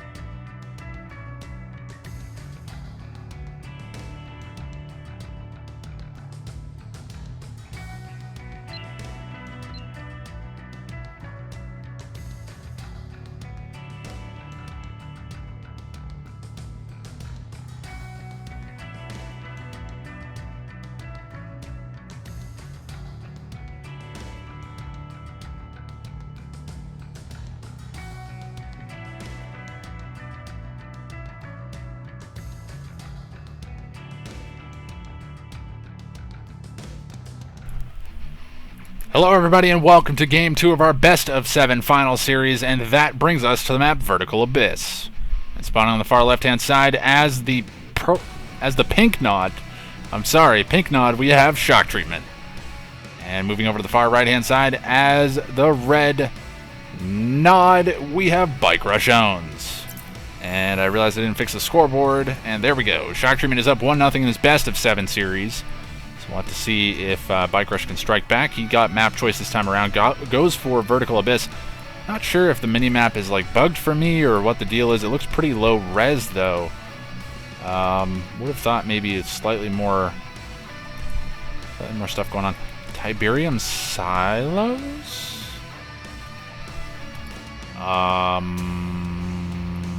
What? Are these full Tiberium silos? Hold on. I gotta see something now. Shock treatment's gonna capture himself this Tiberium silo. I gotta see if he gets this income right now. Does he get a huge boost of eco? Holy cow, that's insane. What? There are Tib silos in this game at the main bases. That's insanity. Bike Rush has not captured his yet, though, so this is an opportunity that Shock Treatment can look to harass. That's a huge amount of eco that could go down the drain. It looks like there are shadow teams. I was focused on something else. It doesn't look like it denied the War Factory, though, so not going to matter too much. They did get themselves a power plant by the looks of it, as we don't see any power plants down here for Shock Treatment. But he's going to drop his power plant near his War Factory, so that way he can get those bikes out to try and spot this pretty quickly. Yeah, Bike Rush saying, wow, that's really on this map. And, yeah, I don't know why. I don't think that I agree with this. Why would Bike Rush send his engineer out? Well, he's going to lose an engineer, but it's not going to matter because there's an insane amount of Tiberium in that Tib silo. I genuinely have no idea why this is here. That is 5,000 credits. That's insane. That is literally insane. I have no words. I mean, I'm just thinking of how super OP that's going to be for Scrin, because they're going to get the 5,000 credits no matter what. Whereas GDI and Nod are going to have some form of... I'm pretty sure they're going to have like either multiple refineries or probably even silos down to try and capture all of that Tiberium. That's insane. Tib silos, 2 of them on a competitive map. Who would have thought? It looks like there is a tower in the middle of the map, so no spike, but there is a tower. But who needs a spike when you get 5,000 credits right off the bat from a Tib silo? So yeah, going to be seeing a lot of unit spam here out early on, since these guys got just a massive influx of cash that really shouldn't have been afforded to them at this stage of the game. Yeah, it is, what, quadruple War Factory here for Bike Rush? No, he's triple War Factory right now, probably a 4th one on the way. But it is double War Factory here from Shock Treatment by the looks of it. Probably a 3rd one coming down in the near future. I don't know if he's scouted this at all. But what do we have on the bottom side of the map? It looks like just some bike buggy rolling around down on the bottom side of the map here for Shock Treatment. Wow, it's actually going to get caught out here by Bike Rush. I'm kind of surprised that he just happened to venture into this area. It's pretty unusual. Kind of a weird spot to be in as well. I don't know why these guys would be down on this bottom side of the map. It seems like a very strange place to be, but maybe Bike Rush reading the fact that Shock Treatment had Bike Buggy, thinking that it would kind of make sense for him to go down to the bottom side of the map. But he's going to be forced to head back to base, taking an unfavorable trade, I think is the word that I was looking for, but nobody grabbing that defensive tower, and it's looking like it's pretty heavily damaged as well, so could potentially just see that focused down here by Bike Rush, eliminate that as a potential threat. No, he's actually going to hold on to it, so just some scouting units facing off against one another. It looks like Bike Rush is going to choose to focus down the bridge here. I don't know if he's actually going to be able to destroy it. It looks like he should be able to. He's taking a lot of damage here. Now we have some Bike Buggy rolling around here from Shock Treatment. And yeah, the bridge is going to get focused. Oh, there's a second bridge. I didn't even see this. I didn't know there was actually, this bridge was usable. Because I think in the Kane's Wrath version, that bridge is actually not there. There's only the one on the top. I think it starts destroyed as well. I think you actually have to repair it with an engineer. I may be wrong, though. But anyways, we're not going to worry about that stuff too much right now. It looks like infantry moving across the map here for Bike Rush. Going to be looking to get some damage down on Shock Treatment's army, but he's got a lot of Scorpion tanks, and there's not going to be much doing here for these rocket squads. Actually, they're doing a fair bit of work now as the garrisons come into play, and a few of these Scorpion tanks will get lost for pretty much nothing in return. We did see a few of the infantry getting squished there for Bike Rush. That's the word I was looking for. But not a whole lot, to be honest. Bike Rush definitely coming out better on in that trade, and actually going to be sending down a Tid Catalyst missile, going to be taking down one of the refineries here from Shock Treatment, but Shock Treatment spreading them out far enough. He's not going to lose too many refineries here. However, Bike Rush could have the favor returned to him, and he could lose both of his refineries and a lot of harvesters if Shock Treatment decides to do that to him. And Vapor Bomb being called in as well on the second refinery, so one click's coming in here from Bike Rush. We'll have to see what comes out from Shock Treatment in response. It does have Dozer Blades, and that's going to force Bike Rush back here. There's actually a couple of stealth tanks out for Shock Treatment as well, so Shock Treatment looking pretty good here in this game despite getting one clicked here. Does have the tech advantage as well as looks like unit numbers, as Bike Rush is not looking to be in the greatest of shapes. He does have that second expansion running though, which Shock Treatment has not yet done. So it could be Bike Rush looking to go for another expansion here, try to starve Shock Treatment out of this game as it goes on. It looks like stealth tank's going to be used to try to bomb the power plants. I don't know if that's the most efficient use of these stealth tanks though. 2 stealth tanks being lost for a single power plant. Definitely not what you'd be looking for in a trade like that, but Laser Scorp's being upgraded here for Shock Treatment, so he's fully upgraded on his Scorpion tanks. In the meantime, Bike Rush doesn't have any upgrades at all, but does have the eco advantage right now, and he's actually going to send his MCV up for a base push by the looks of it. I don't know about this. That's a lot of avatars, though.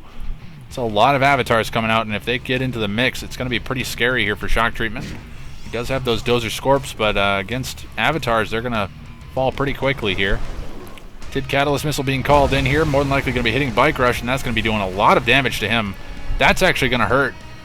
He does have an expansion up and running, so not going to be the most devastating thing in the world. He can just send his remaining harvesters down to that field rather than rebuilding refineries back at home. But I think he's going to look to continue to push Shock Treatment out of this game here, as we do see Black Hand Squad getting crushed there by the Scorpion tanks.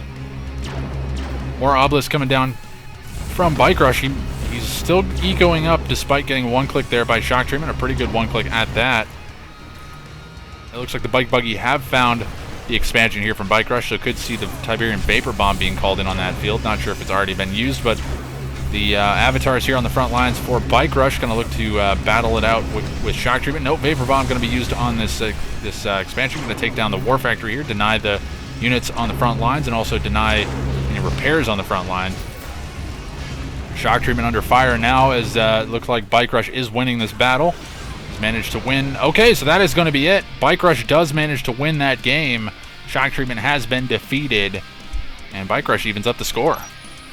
It was looking touch and go there for both players, to be honest, for quite a while, and Bike Rush just going for that double expansion, or rather the far expansion, getting one clicked at his original expansion, but then still had eco left, so he's able to keep that push going and just keep Shock Treatment starved out of this game. So just a solid move there from Bike Rush to even himself out in this series. Being down 2-0 wouldn't be the worst thing in the world, but being 1-1 in this series and now taking it to a best of 5, it's not all that bad either. So that is going to be it for that game. Let's just take a quick look at the resources tab. Yeah, you can see Bike Rush just ecoing over the top of Shock Treatment for the majority of that game, really doing a lot of damage infrastructure-wise there to Shock Treatment with those one clicks, but it looks like Shock Treatment didn't really dip down too much in terms of eco. Actually managed to start stabilizing towards the end and start really picking things up, but just was so far behind Bike Rush for the majority of that game. I think that 5,000 credits that he got just put him up over the top of Shock Treatment. You can see that's what that jump there is, a pretty huge jump, in fact. Pretty broken. But anyways, that's going to be it for that game. We're going to be heading into Game 3 momentarily, everybody, so be sure to stick around.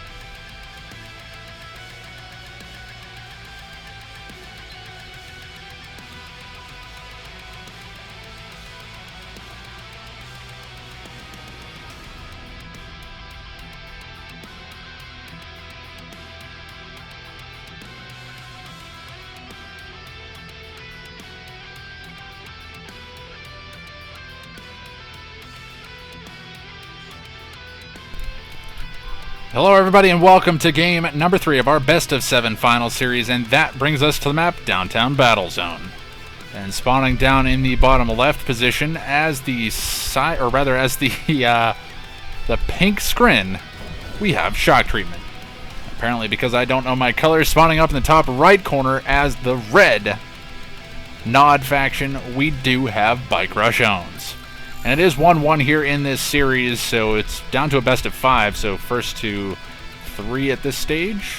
Yes, first to 3. Well, obviously first to 4 for a best of 7, but the next 5 games, it's whoever wins the next 3 will be crowned victorious here and walk away with the $90 first place prize. Not too shabby to say the least, but both of these guys walking away with cash prizes so they can both go home happy. And we did see Shock Treatment on this map earlier today, and going for this this Warp Sphere placement, getting himself the build radius to get his refineries out towards that expansion without having to actually physically expand out that way. So nice move there from Shock Treatment.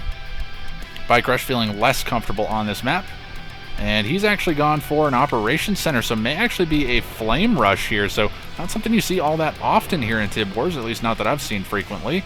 It's going to be a flame tank down to the bottom side of the map. This could be real problems here for Shock Treatment, as he doesn't have a real easy way of dealing with this. However, it could be spotted here, as we do have a buzzer moving in from Shock Treatment. He is going to spot that, I believe. Second refinery coming down pretty late here for Bike Rush, and I think it has been spotted. So now the question is, where is that flame tank? And I think you can assume that it's probably on the bottom side of the map, due to the fact that Bike Rush did not actually send anything to the top side of the map to stop that scout. And actually, no, he'll know that there's flame tanks out because, well, there's a flame tank right there. So flame tank moving through the middle of the map here. And what's going on down in the bottom left? It looks like just a militant squad that made its way through the base of Shock Treatment, getting some scouting information. But we do have 2 flame tanks out here from Bike Rush. One actually moving into the expansion here, completely undefended. This is going to be devastating here for Shock Treatment. He's going to be losing his expansion very quickly here in this game. And I don't think he's going to be able to save that. He's definitely going to be losing a refinery. I don't think that one Seeker tank is going to be enough to really stop this. That refinery getting burned down very quickly here. And second refinery going to be under fire here as well. I think the second flame tank was actually dealt with already, but second refinery taking a tremendous amount of damage, but not the worst situation in the world here for Shock Treatment. Going to be delaying his eco a little bit here as he's forced to rebuild another refinery, but allowing Bike Rush himself to get some more time here to get his expansions up and running. Actually expanding down to the bottom left, or bottom right rather than up towards the top left. The more natural expansion, I would say. It's a little bit closer to his base, and it would also give him a little bit more of a natural expansion further up into the corner. But we'll have to see what he chooses to do here. May actually look to squeeze Shock Treatment out of this game early. But more than likely, Shock Treatment going to be looking to go for an expansion here towards the backside once he realizes that. Honestly, I'd like to see some blue Tib in the middle of the map. Maybe see these guys fight over some blue Tib, but not going to be seeing that here in this game. But Seeker Tank's moving around the outskirts of the map here, just trying to spot out where Bike Rush is. And a few Seeker Tanks just causing some problems here for Bike Rush, but he should be able to deal with this without too much trouble. Repair drones being called in on the front lines, but it's only going to be a small amount of a band-aid here for these Seeker Tanks. They will go down. There's just far too many of these Scorpion Tanks here for Shock Treatment to deal with such a small force of Seeker Tanks. More than likely going to be looking to tech up in the meantime. He's probably already up to Tier 2 if we take a look. Yep, there is the Tier 2, so probably seeing Tier 3 on the way soon. And Drone Ship is at the next expansion here, so Shock Treatment doing exactly what I thought he would, which is nice because normally I'm wrong. But we do see the Seeker Tanks on the move here for Shock Treatment once again, getting caught out by some Scorpion Tanks here from Bike Rush. Don't necessarily want to continue to fight that. One Seeker Tank going to be going down for sure. Trading a bit of damage onto these Scorpion Tanks, but Scorpion Tanks are going to continue to chase here. I don't know that Bike Rush necessarily needs to continue to chase. I think he's going to take some losses here that he didn't necessarily need to. And no additional MCV movement coming out from Bike Rush. He doesn't have any tech to speak of either. No, he does still have his Tier 2. Didn't actually sell that off, so could be looking to go into Tier 3 quickly here and maybe look to get up into Tier 4 and then one-click Shock Treatment, but he's going to be struggling on an eco here pretty soon, so I think he needs to prioritize expanding again over pretty much anything else. Maybe get Tier 3 up and running and then get that expansion going. He does have a second MCV coming out, so it's going to be multi-MCV. I like this strategy. This should be very effective here against shock treatment, and will allow him to expand while he's still building as well. So 2 refineries down here from shock treatment. Nice setup as far as setting the refineries far away from each other, except for that one, obviously. Likely just being dropped due to build radius issues, but lightning spike coming in here from shock treatment. Going to be trying to deny any harvesters on this field, but the harvesters are stealth, so they should be fine. Lightning spike going to claim itself 1 scorpion tank before being destroyed there outright. And another flame tank coming out here from Bike Rush, and actually this is really good. These like mid-game flame tanks are actually pretty devastating. And phase field coming off on these harvesters. Going to try to keep them alive to grab all of this Tiberium away from Bike Rush. This is actually a really interesting strategy here from shock treatment. Phasing all of those harvesters coming in, getting a full load of Tiberium on all of them, and then running away from the middle of the map there. Bike Rush on the move with his MCV once again. Not sure exactly where he's headed. More than likely towards the top side of the map. May actually look to go for a bit of a base push. Refinery under fire here for shock treatment, and that flame tank should be able to kill that off. No, actually there is a tripod there that I did not see before. It managed to come in and kill that off, so it's going to be Scorpion tanks trying to focus down the refineries here, but 2 refineries very heavily damaged, but neither one actually destroyed. And definitely coming out worse for wear here in that trade. Bike Rush going to be on the back foot there. Shock treatment going to be happy about that trade. Another flame tank coming in here into the original main base of shock treatment. May actually look to go for some tech burning here. May force a storm column drop. I don't know if he's going to be able to get anything in range to actually defend this. Oh no, there is there's both a Devourer tank and a tripod here to jump back into the mix. And I think he only got himself a power plant, maybe a crane, not sure what that was. But harvesters being destroyed as they were going to that green field. Unfortunately, I think that was an auto rally from the last time they were there, so a bit unfortunate there for shock treatment. Going to be losing a couple of harvesters that he didn't necessarily need to lose. And now shock treatment going to be getting out some shock troopers. That's going to be tough to say over and over again, but yeah, these units kind of spread out all across the map here. It looks like some avatars out here from Bike Rush finally getting up to tier 3. No upgrades on his Scorpion tanks though, so doesn't look like he wants to commit into that just yet. And a lot of avatars coming out here from him. I think he is struggling on eco though. He must be having a hard time because we don't see much in the way of units out from him. A lot of infrastructure though. Should be looking to sell off some of these extra refineries that he doesn't need anymore. There's also a fair bit of Tib down in the bottom right corner here that hasn't been captured yet. And it looks like Bike Rush just continuing to hold off back at home. Doesn't actually have a war factory here. Excuse me there, but yeah, it looks like the double refinery are back up to full HP here, but Bike Rush could look to one-click those later on, but again, it's pretty minimal damage that it would be doing because there's not really that much eco left on the map. The only eco really remaining is actually where Bike Rush is and in the center of the map, and then a little bit down in the bottom right. Yeah, really the majority of the eco left in this game is down in the bottom right corner of the map and also in the top left, and shock treatment going to be capitalizing on that by grabbing that eco in the top left. So I'd say eco advantage going over to shock treatment right now, especially playing as Skrin. He has a stasis chamber down right now. So could potentially see a stasis shield come into play here in the near future. That would be pretty much the only reason to build that, I believe, unless he's looking to get out a mastermind, maybe? Pretty sure masterminds are a thing here in Tib Wars. Actually, that would not be a terrible idea, especially on low eco. Those masterminds can be pretty deadly. Just some infantry facing off against infantry here, but shock trooper is going to be pretty good even against some low tier infantry. Tripod's coming forward now with some shock trooper support. Going to be looking to deal with these avatars and should be able to beat this force pretty easily here as the infantry pretty far out of position here for Bike Rush. It's going to be joining the battle now from the back lines, but it's going to be too little too late. These shock troopers are going to be able to tank that front line for quite a while as these tripods fall back and get away from all that infantry. Looks like Bike Rush is going to be forced to send out some engineers maybe to re-grab some of these husks if there are any left. Yeah, there's a few husks here on the ground, so Bike Rush should look to grab those back here before they're destroyed. There is actually a tripod husk there as well. And Devastator Warship actually looking to kill off some of this infantry, and Disruption Tower actually coming down from Bike Rush, so an interesting choice here from him. He'll be dropping that Disruption Tower. However, Devastator Warship probably going to look to clean that up pretty quickly. So we do see MCV on the move here again for Bike Rush. I think he is still multi-MCV though, so should be just fine, even if he does lose that MCV. However, Devastator Warship's just continuing to pound away with those shock troopers on the front lines. Man, I don't know what it is about the temperature, but it's really messing with me as far as yawning goes, so I do apologize.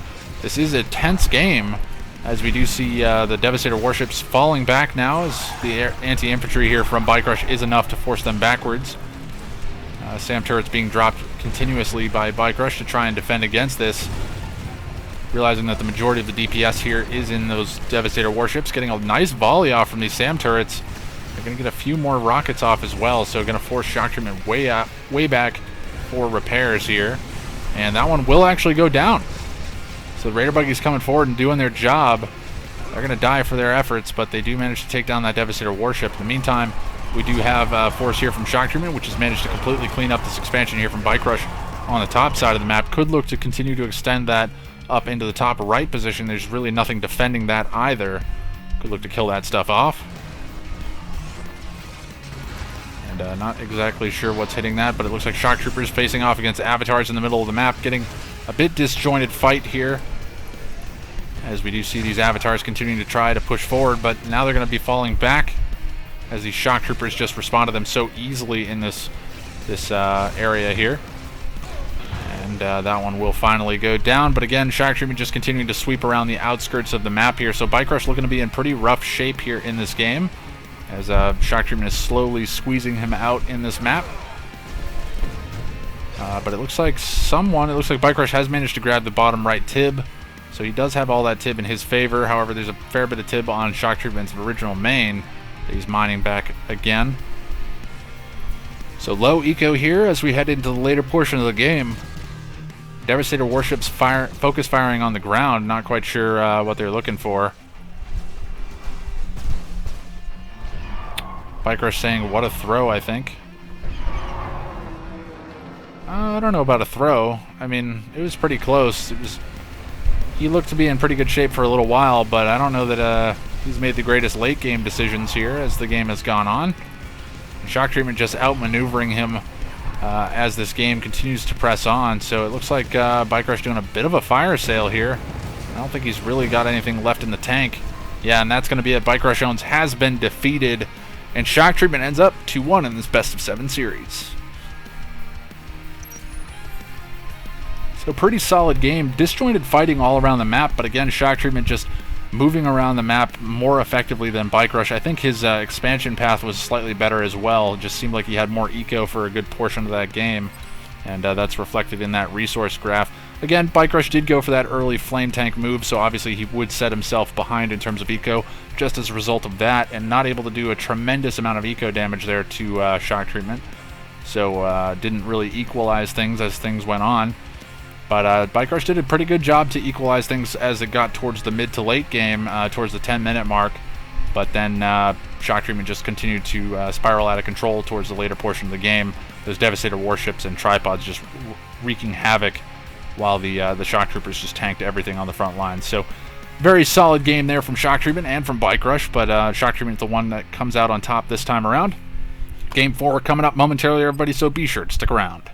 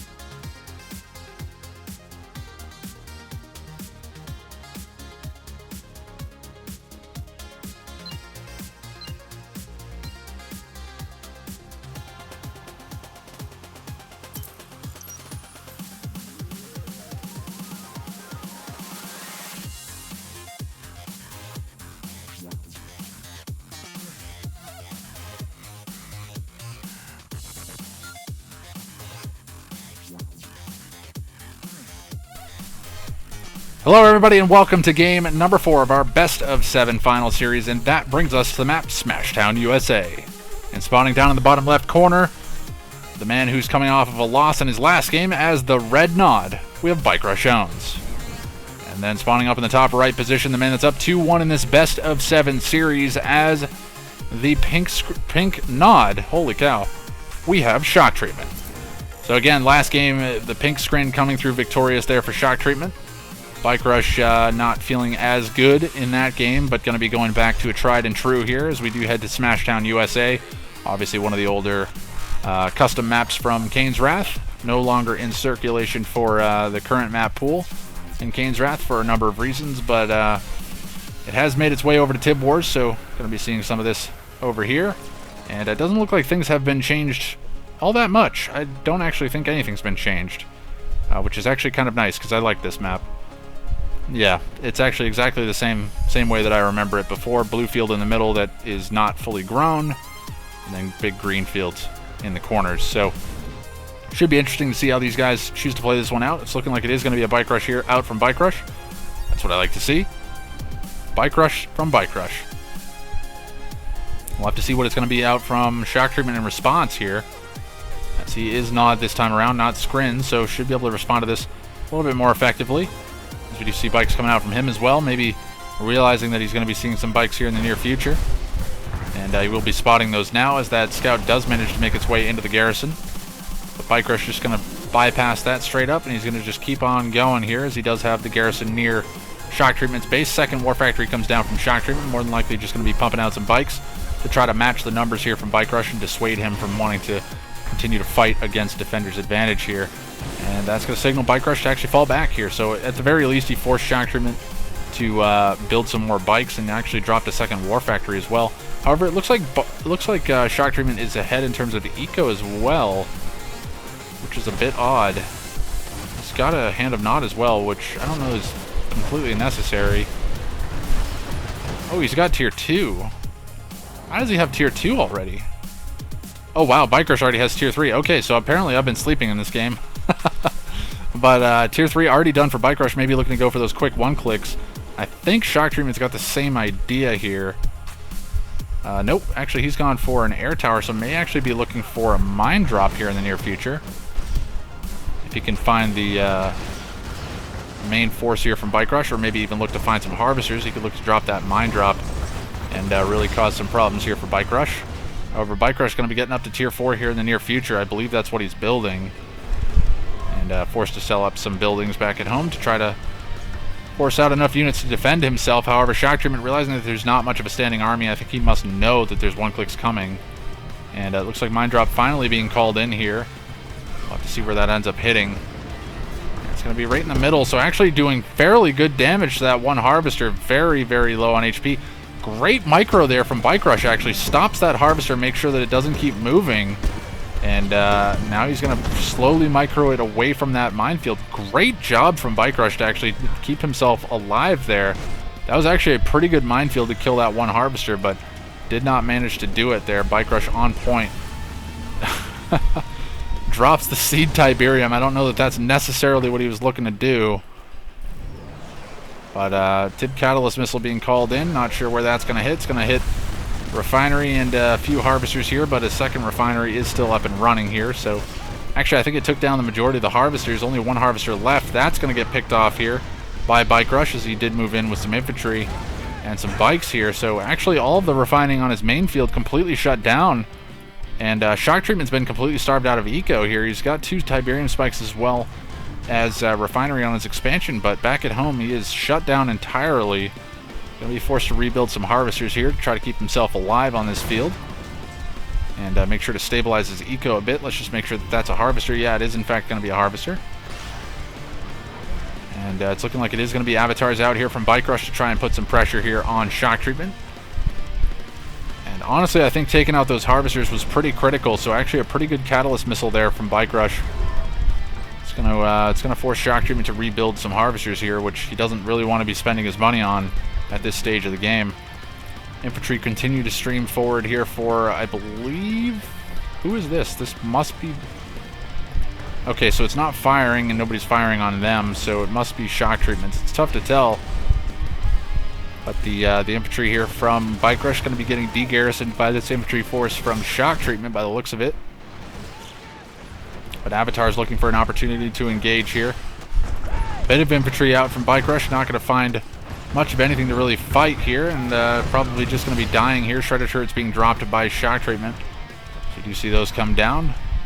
Expansion finally being set up here by Bike Rush. Drops a crane as well, so must be floating eco at this stage of the game. As he did go for that quick tier 3 into tier 4. Has no tier 2 to speak of, so won't be seeing any kind of an airfield out of him in the near future, but that could always be rebuilt, obviously. 2 refineries on the expansion here for shock treatment.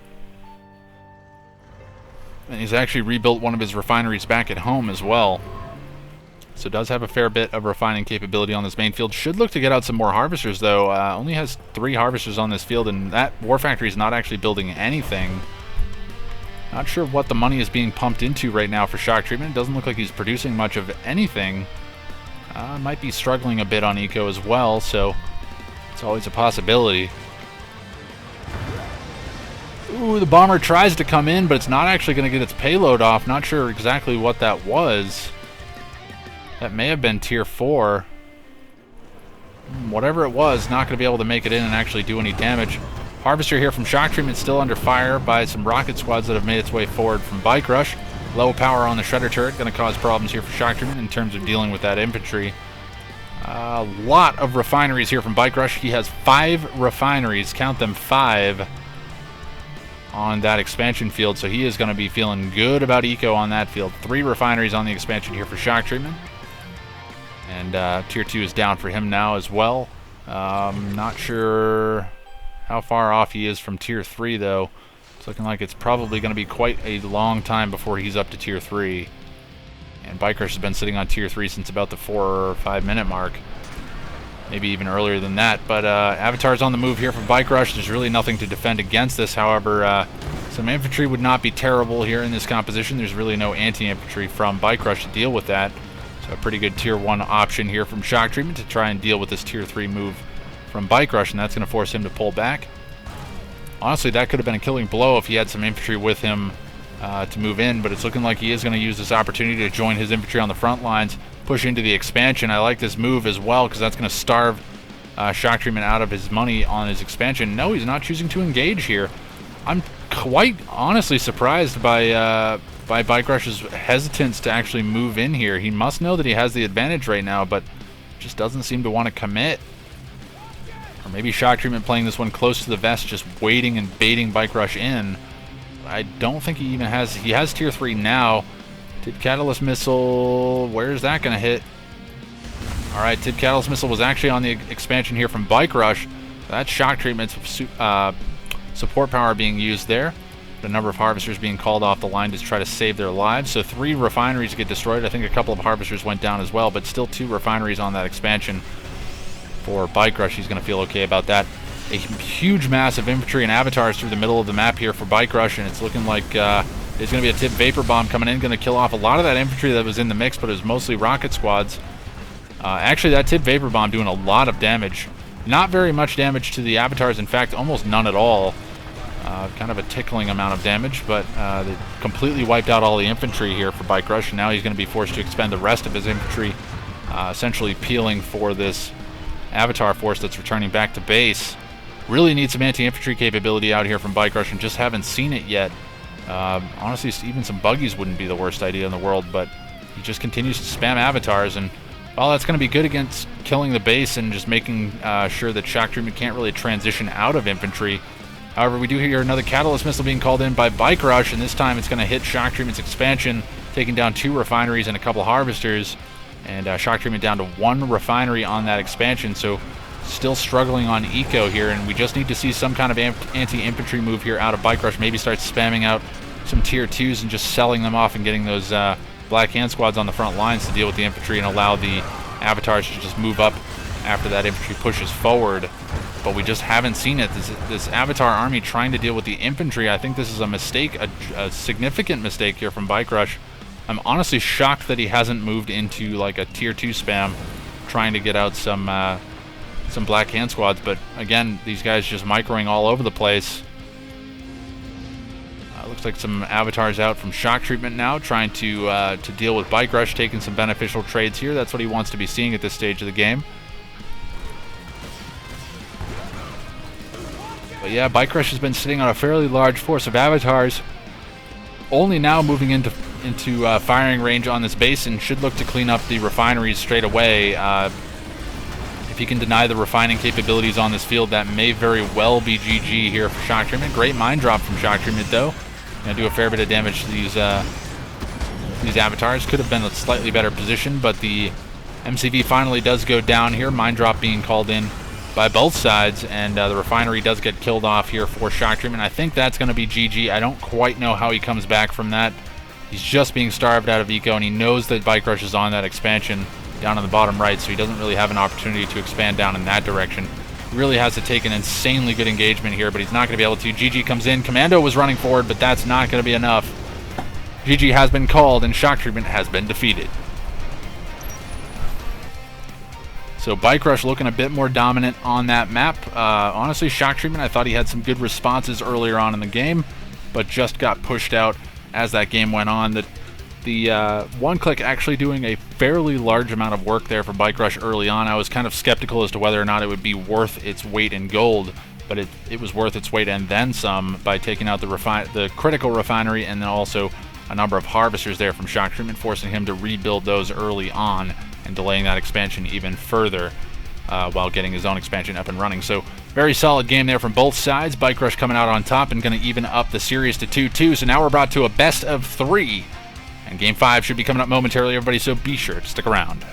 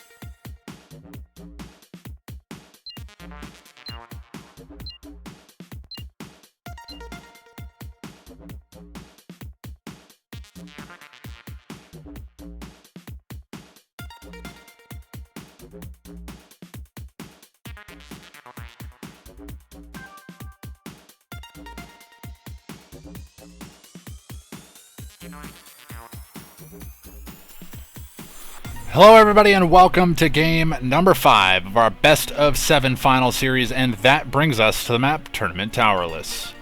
And spawn in the top left position as the pink screen, we have Shock Treatment. And then down in the bottom right position as the red nod, we have Bike Rush Owns. So it is 2-2 here in this best of 7 series, so it's anybody's game here. And now these wins are going to be much more critical as this series goes on, down to a best of 3 here. First to 2 more wins takes home the $90 cash prize and the bragging rights on some of the strangest maps I've seen to date. But anyways, that's looking like it is going to be Disintegrators coming out here from Shock Treatment on the far right hand side. And actually on the bottom side as well, so lots and lots of Disintegrators out here from Shock Treatment. He knows that he's up against Nod. There's always that potential of shadow teams, but it's looking like it's not going to be the case here this time around. I don't see any shadow teams out on the map.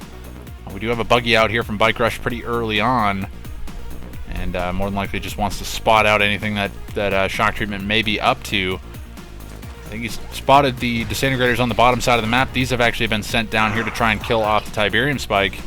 However, there's a large contingent of Disintegrators on the top side of the map that I don't think Bike Rush has actually spotted yet. He has spotted them now. He's going to try to deal with them via the Shredder turrets, but actually Buzzer's in a pretty good position there to tank those first few shots. A single bike here out from Bike Rush just going to be causing a little bit of a headache there from Shock Treatment, as he is going to be forced to respond to this in some way. More than likely going to be seeing a Seeker tank coming out from him.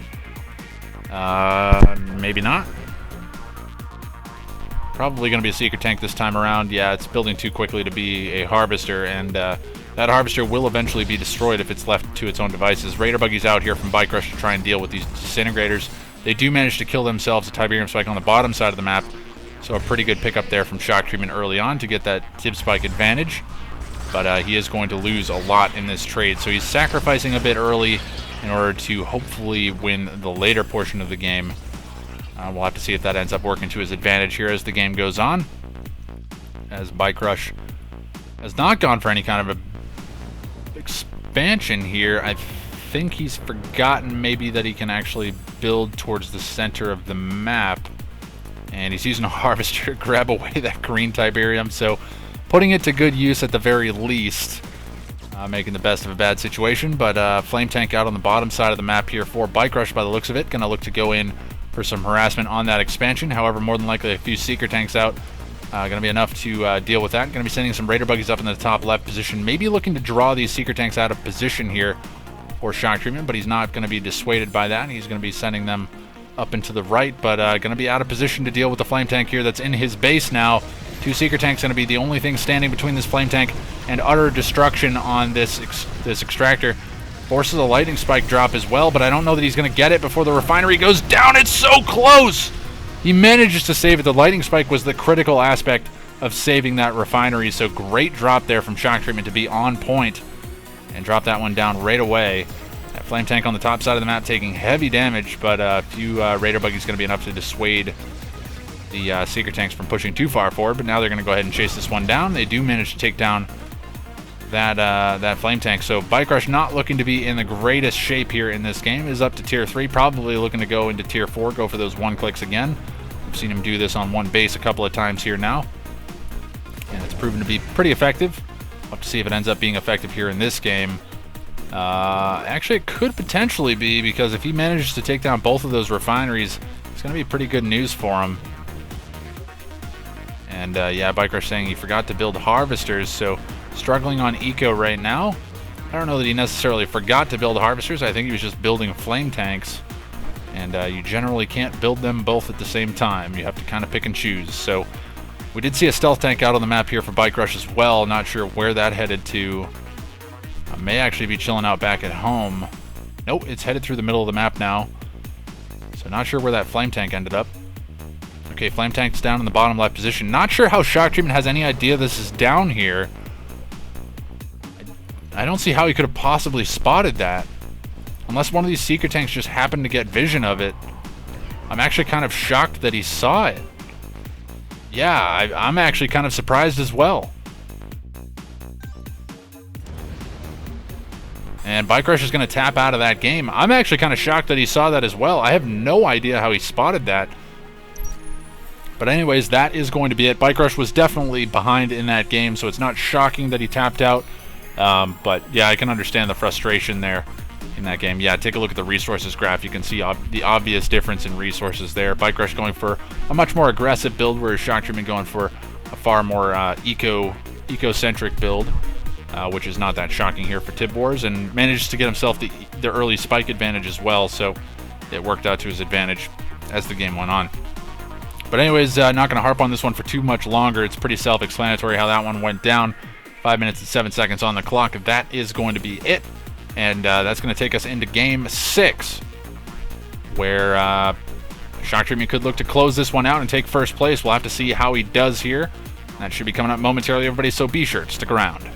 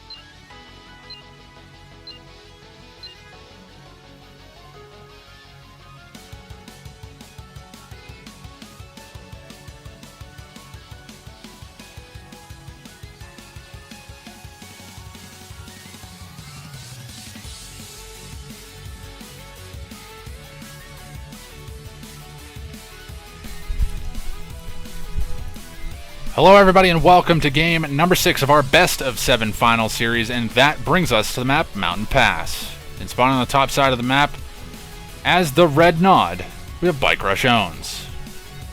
Then down on the bottom side of the map as the pink GDI, we have Shock Treatment. And interesting. To be honest, this is looking like a repeat here of a finals that I saw a few years ago. Bike Rush playing as a Nod faction, his opponent playing as a GDI faction on Mountain Pass here. Obviously that was over on Kane's Wrath, and it did not work out too well there for Bike Rush. That's all I'll say. No spoilers, except that completely ruins it because it obviously means that he lost. But anyways, Bike Rush choosing to go with Mountain Pass, so maybe feeling more comfortable here on a Kane's Wrath map that he knows, as this one is ported over from the Kane's Wrath packs that were created by Predator. And it doesn't look like any significant changes have been made to this map either. Maybe some small terrain things, but I can't spot any differences immediately. Some of these guys that know this map a little bit better might actually know, but I don't see anything that has changed at all, in fact. It looks all exactly as how I remember it. Maybe some tib spikes missing. I think there were tib spikes on this map before. I think there was one here and like one... No. There was one up here, I think. And then another one here. Right, so these ones are still here, but it looks like the second spikes have been removed. I may be crazy, but I'm pretty sure that's how it went down. Second War Factory down from Bike Rush. We'll have to see what he's looking to do here. May actually look to go for some kind of a crazy build. Nope, he's going to pack up his MCV and maybe look to go for an expansion. I would expect Bike Rush to play a bit more standard here in this game, seeing that he does have to win this game in order to stay alive and force a Game 7. Otherwise, Shock Treatment can just win this game and win the tournament. And that would be a pretty big ego blow to Bike Rush. And NGAPC moving in here, but it's going to get shut down by Bike Rush here. Very nice pickup there from Bike Rush to stop that from doing any meaningful damage. And it actually doesn't do any damage at all. In fact, I think any damage that APC actually did was probably repaired by the War Factory as well. So Engineer and APC going to be destroyed there for Bike Rush. He's going to be happy about that. Another NGAPC going to be getting shut down as well. So 2 NGAPCs here out of Shock Treatment getting shut down very quickly here by Bike Rush. So very nice micro here from Bike Rush to stay on top of that. That could be devastating at this stage of the game, to be losing any major infrastructure to some NGAPCs. Could potentially see some more of them. I don't know if Shock Treatment has any more floating around the map. I didn't see the other 2 on the minimap, so would not be crazy to think that there might be more. And the blue tib just starting to spawn in there. And we do see it down in the bottom right as well. Yeah, it looks like actually firing on the blue tib. I don't know about that. He actually damaged that blue tib a little bit. But Rifleman Squad being de-garrisoned there from that garrisonable structure. And in the meantime, we do have Shock Treatment just continuing to base creep his way around the map. As in Tib Wars, you don't really have to worry too much about expanding, and he should be able to get his full second expansion up, or rather his full first expansion up and running without having to expand at all. And then will more than likely be forced to send his MCV towards the middle of the map if he does want to, in fact, grab that second field in the middle. Or he could look to potentially send his MCV up here and spread himself kind of thin across the bottom side of the map here. It's all a matter of choices here. We'll have to see how these guys choose to move around, as we do see Bike Rush going for the classic expand. He's already moved his MCV, so that's kind of leading me to believe that he's going to look to expand down in this direction later on in the game. So going to be seeing a high priority on this green field as this game progresses. A lot of pit bulls out here from Shock Treatment have been spotted by that scout from Bike Rush, so very nice scout there from Bike Rush. He's going to be happy about that. And some Scorpion tanks through the middle of the map should be able to clean up a couple of these pit bulls as they're just moving through on a move order. They do manage to pick one up. I don't know if they traded out a Scorpion tank, though. A lot of infantry out here from Shock Treatment trying to hold on to this field as well, so this is making me think that Shock Treatment has realized the value of this field as well and is probably going to look to expand in that direction as the game progresses. His MCV is gone. Where is his MCV? His MCV is on the far right. Okay, I see. So he sent his MCV. Wow. All right, he took an interesting path with that MCV. But he's going to cut off the blue Tiberium field as well, which is actually kind of a nice move there. He's got build radius on both. So actually, this is not a bad idea. This is actually kind of an interesting expand path. He could have potentially lost his MCV while doing so, but not going to matter too much here. He's actually kind of choked Bike Rush out of this game now. Tib Vapor Bomb comes in. I thought it missed, but it killed off pretty much all of those Rocket Squad, which is actually pretty good. I think that's what he was really hoping to get. I think he was hoping to get some of those Predator tanks in the mix, but honestly, the infantry is a pretty good pickup there in and of itself. So Bike's on the back side of things here for Bike Rush, going to be just causing problems in this expansion. I think it looks like he's completely shut down this expansion. It looks like Tib Catalyst Missile was called in as well, so going to be shutting down Eco on that field. So going to be equalizing things a little bit here, but as this game goes on, Bike Rush is going to be starved out of this game. He should be looking to send his MCV up and around and maybe look to go for an expansion on the other side of the map instead of trying to fight this one out. Either that or commit to the fight now before Shock Treatment has any more opportunity to tech up at this stage. He's only up to tier 2, and it could be punished here by Bike Rush's laser capacitor upgrade here. Rocket Squad's coming out here from Shock Treatment to try and defend his base here, but it's looking like Bike Rush is going to commit into pushing this down, and he takes down the tier 2 straight away. It's going to be barracks being dropped here by Shock Treatment, a smart move. And there's really no anti-infantry capability. I mean, there is in the form of the laser raider buggies, and they're actually pretty good, but these infantry are quite tanky. No composite armor upgrade done just yet. A little bit of lag there. Not sure what that was about. Harvester going to be going down by the looks of it. Yep, Harvester goes down there for Shock Treatment. Not going to be the greatest situation for him. And MCV moving forward here from Bike Rush. This is a great move here from Bike Rush. He may actually take this game on this push because Shock Treatment took a lot of damage from that one click from Bike Rush earlier on his first expansion. So an aggressive expansion here from Shock Treatment, going to be getting shut down pretty hard by Bike Rush, and he's lost his MCV as well. So it's looking like this is probably GG. I don't quite know what the path to victory here for Shock Treatment is. He does have a lot of pitbulls in here harassing Harvesters, but I don't know that it's going to matter so much. I mean, yeah, he's taken down a fair number of Harvesters, but they were mining pretty much nothing. This is really where the Tiberium is for Bike Rush, and he's still going to be able to mine that out, and now he's going to be able to get an expansion up and running on this field. So not looking the greatest situation here for Shock Treatment. Honestly, I think that MCV is a little bit too far away to be able to get any buildings up on this field here. So Bike Rush may have to pack that up and move a little bit closer. Still a fair number of Predator tanks out here from Shock Treatment, though, so he could look to potentially hold on. And he's actually got his MCV back out as well. So maybe he actually didn't lose his MCV. Maybe he packed it up and ran with it because it's coming from a weird direction. So that must have been what he did. Wow, actually very smart thinking here from Shock Treatment to not lose his MCV. He's going to instead pack it up and move away.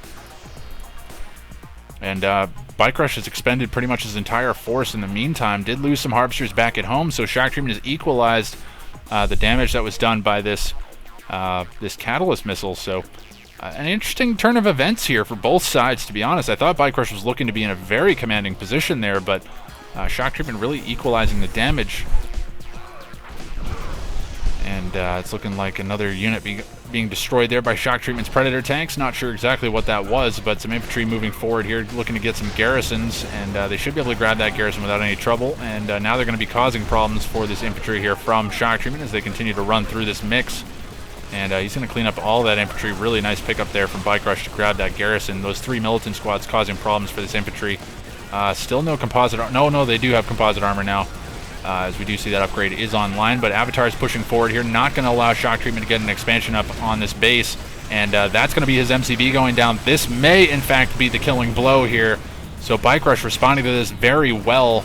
Avatar's in the mix here up at the expansion, and now there's no MCV. There's only a War Factory left for production for Shock Treatment, and he's going to get pushed out of this game very quickly here. Probably not going to tap out, as we do see a number of pitbulls here, or actually only a single pitbull left. Trying to harass these Harvesters once again, but Bike Rush is stabilized. He's got tier 3.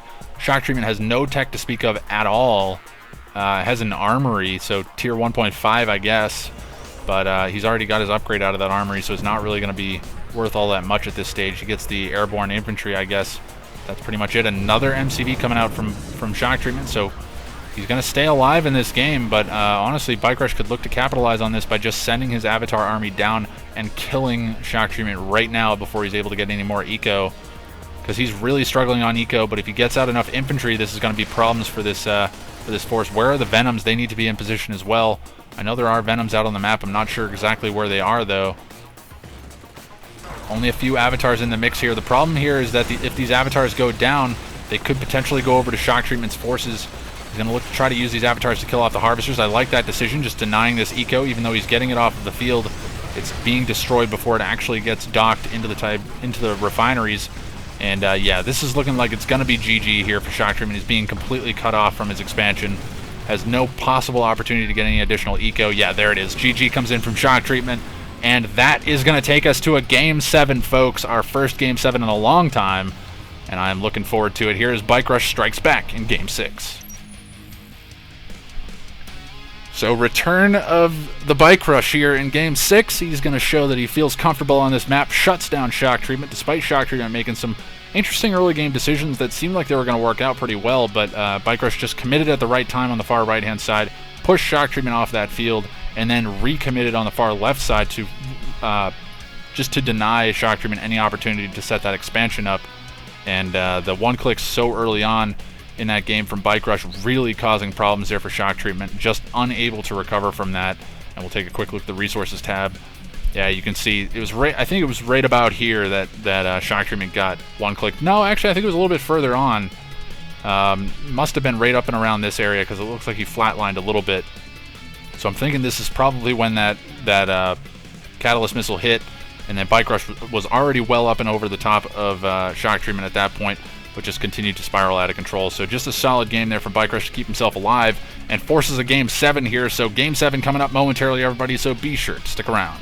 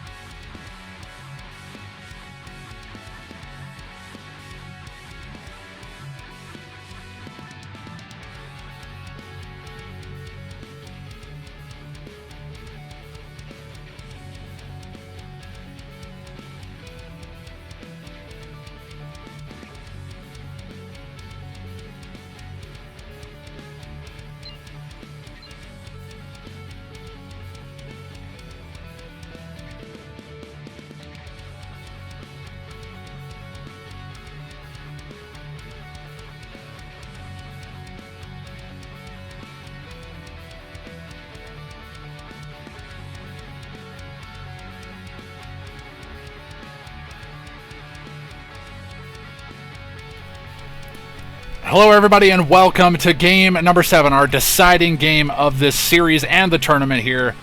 And that brings us to the map Vista Valley. And spawning the top left position as the pink GDI, we have Shock Treatment. And then down in the bottom right position as the red nod, we have Bike Rush Owns. So it is 3-3 folks, this is game 7.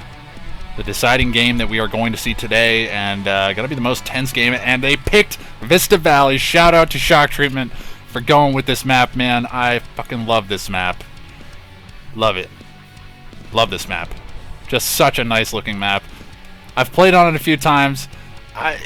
It has its frustrating moments, but I love this friggin' map. It's just such a well-designed, well-layout map. It's just so well drawn. Every little bit is just so well done. I love this map. Predator, if you're out there, man, love this map.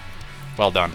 Anyways, drooling over the map aside, should be interesting to see how these guys play this one out.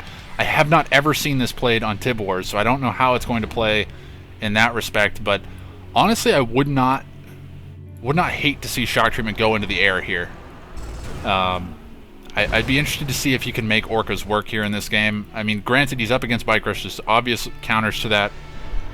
But I bet Orcas could be pretty devastating if he can manage to get ahead. We'll have to see. It's going to be a crane coming down from Shock Treatment. He's going to go for that expansion and look to get his buildings dropped as soon as humanly possible. However, that means that he's going to be stalling on cash a little bit, I think, for his war factory, rather. Excuse me. As Bike Rush is already on his way to his expansion. He's already over the bridge here, and it's actually...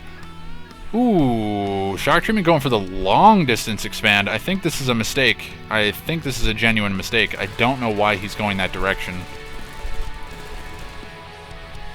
He's going to see the crane as well. Like, Bike Rush knows that this is coming. He saw the expand path as well.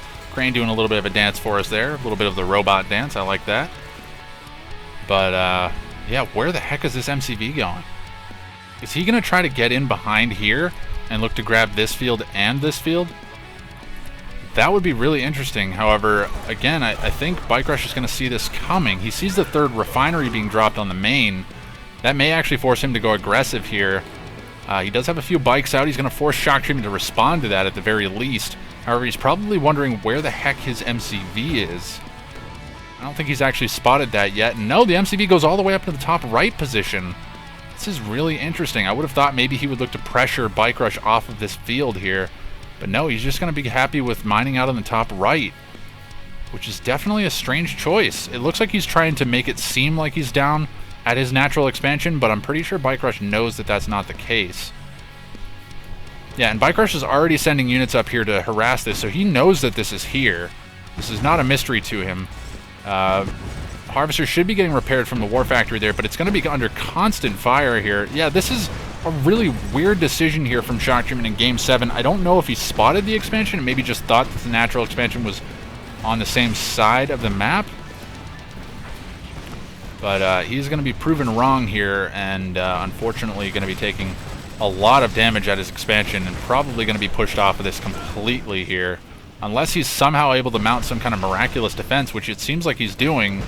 Scorpion Tank's going to be getting focused down now as they try to fall back. They do manage to take down both of the harvesters, but what do we have going on back down here? It looks like some pit bulls made their way around the outskirts of the map, and they're going to be getting cleaned up. They take down a Scorpion Tank or two for their troubles, but they will all go down in the mix. Maybe looking to snipe the Tiberium spike, but not able to do so. Infantry being spammed out here by Bike Rush as well. And he should be able to reinforce this area pretty quickly because he's been mining on this field for quite some time. Also has his tier 1.5 in the form of the Secret Shrine, so probably going to be seeing some upgrades there. Maybe Tiberium Infusion or even the Confessor upgrade would not be a bad idea. Honestly, both would be a good idea. Just make that that infantry squad so much more tanky. Running over the fence there, Bike Rush going to be chasing down that Predator tank that is headed back to his original main base. And see, this is the problem with the strategy here from Shock Treatment, is he's spreading himself so thin that it's going to allow the fast units here from Bike Rush, his speed, to really play to his advantage. And I'm surprised that Bike Rush hasn't done anything about harassing this field. He knew that there were 3 refineries on that field, and he really hasn't done much to Shock Treatment to force him to defend both bases, which I would think that would be the advantage that Nob would have in this scenario, especially since he has the eco advantage, presumably. He's also dropped a disruption tower, which is interesting. It's going to be making it much more difficult for Shock Treatment to try and engage this force and try to also gauge the size of the force. But it is a fairly big field up here in the top right, so as long as Shock Treatment is able to keep mining away, he should be okay for a little while, but it definitely limits his expansion pass later on in the game because he is being choked off here in the top right. And he's definitely committed here to the top right position. As we can see, all of his tech is up here as well. He's got tier 1.5 and tier 2 up here. Composite armor is done. However, it looks like Tiberium infusion is done for Bike Rush as well. So infantry upgrades definitely going to be in favor of Bike Rush here in this game. Once he gets those confessors, if he does in fact go for that. Doesn't look like he's actually going that route, which is fine. Tiberium infusion is actually pretty good in and of its own right, but Venom flying over the top, going to get immediately dispatched by some rocket squads, and now the rocket squads and Predator tanks going to try to push forward into the Shredder turret army, and oof, oh, bad mine drop there for Shock Treatment. Very good for Bike Rush though. He's going to be feeling real good about that. And all of his infantry and Predator tanks are being forced to pull back, and we do see a Vapor Bomb being called in here by Bike Rush, and that's going to be his tier 3 gone. And one of the refineries being dropped pretty low on HP as well, so Bike Rush just keeping the pressure up on this field, not allowing Shock Treatment to really breathe at all. Going to keep him kind of hemmed up into this top right corner here. Tib Catalyst Missile coming in here from Bike Rush. That may just seal the deal here for Shock Treatment. He's lost both of his refineries, has no income back at home, and has no logical expansion point from here, as he doesn't have a war factory back at home either. He's sold that off by the looks of it. So radar scan did come down here from Shock Treatment, maybe trying to see what Bike Rush is up to. Tier 3 is done for Shock Treatment. He does have Juggernauts, but with those disruption towers down, it's going to be very difficult here for Shock Treatment to really get any meaningful damage done with this Juggernaut. However, the Sonic Emitter as well as all the infantry here from Shock Treatment are going to be enough to hold the line for the time being. Shock Treatment going to be soon out of eco here on this top right field, and Bike Rush has pretty much complete control of the map, as he could look to expand towards the other side as well. And there's not really much that that Shock Treatment can do about it. Honestly, I'm surprised that he hasn't sent any fast attack units around the outskirts of the map look to kill off some of these harvesters that he knows are completely undefended, because there's just no way that Shock Treatment can defend himself back at home and deal with that. That would be a surefire way to end this game pretty quickly. But Bike Rush playing this one out pretty safe here. He's just going to hang out back at home. It looks like the MCV is maybe on the move. I don't see it. Where's the MCV? Where the heck did his MCV go? Did he sell it? Did Bike Rush sell his MCV? No, he's moved it forward. Holy crap, I was not expecting that. So he's going to look to really push Shock Treatment off of this top right field. I completely missed the base push here, as we do see a hand of nod down here from Bike Rush. Going to be looking to get out some more units on the front lines, and Harvester's coming in trying to get some crushes on his rocket squads, but it's going to be too little too late here, as the rocket squads are all under fire now from Shredder turrets as well. And with those Black Hand squads on the front lines, it's just a matter of time until Shock Treatment is completely pushed out of this game. MCV gets packed up because of the saboteurs that are out here, but now they're going to get focused down even quicker by these avatars and the obelisk, and this is looking like it is going to be the slow roll to victory here for Bike Rush, and GG being called by Shock Treatment, and that is going to be it, folks. GG goes over to Bike Rush as he takes the series 4-3. So Shock Treatment unfortunately falling in that game. Again, a questionable decision expanding up to the top right instead of down over the bridge like you normally would down to that center field like Bike Rush did. And again, it may just be an unfamiliarity with this map. Not quite sure what that was. Maybe Shock Treatment had something specific in mind. I like the artillery idea, but I think that was honestly just trying to put a band-aid on a bullet wound as that game went on. But 9 minutes and 2 seconds on the clock. A very interesting series nonetheless. Shock Treatment making Bike Rush work for it, that's for sure. Honestly, could have potentially looked to steal this series away from him. He looked to be in commanding position in a number of situations here in this series, never really down at all. I think he actually had the advantage throughout the entire series, forcing Bike Rush to kind of match the score throughout the day. So Bike Rush finally reigning supreme here as the game went on, and that is going to be it. So Bike Rush is going to be coming in first place. We have Shock Treatment coming in second place, and I think the de facto third place winner is going to be Jake White, as Lubiscott was in fact DQ'd because I think he disappeared for about 15 to 20 minutes here during the tournament without actually saying anything to the officials. So a bit unfortunate there, but that is going to be it, folks. Bike Rush Owens is going to be your tournament victor in 4-3 fashion. Pretty fantastic game. And let's take a quick look here at the prize breakdown just so I can get you guys the right information. And I can't seem to find it. Where is it here?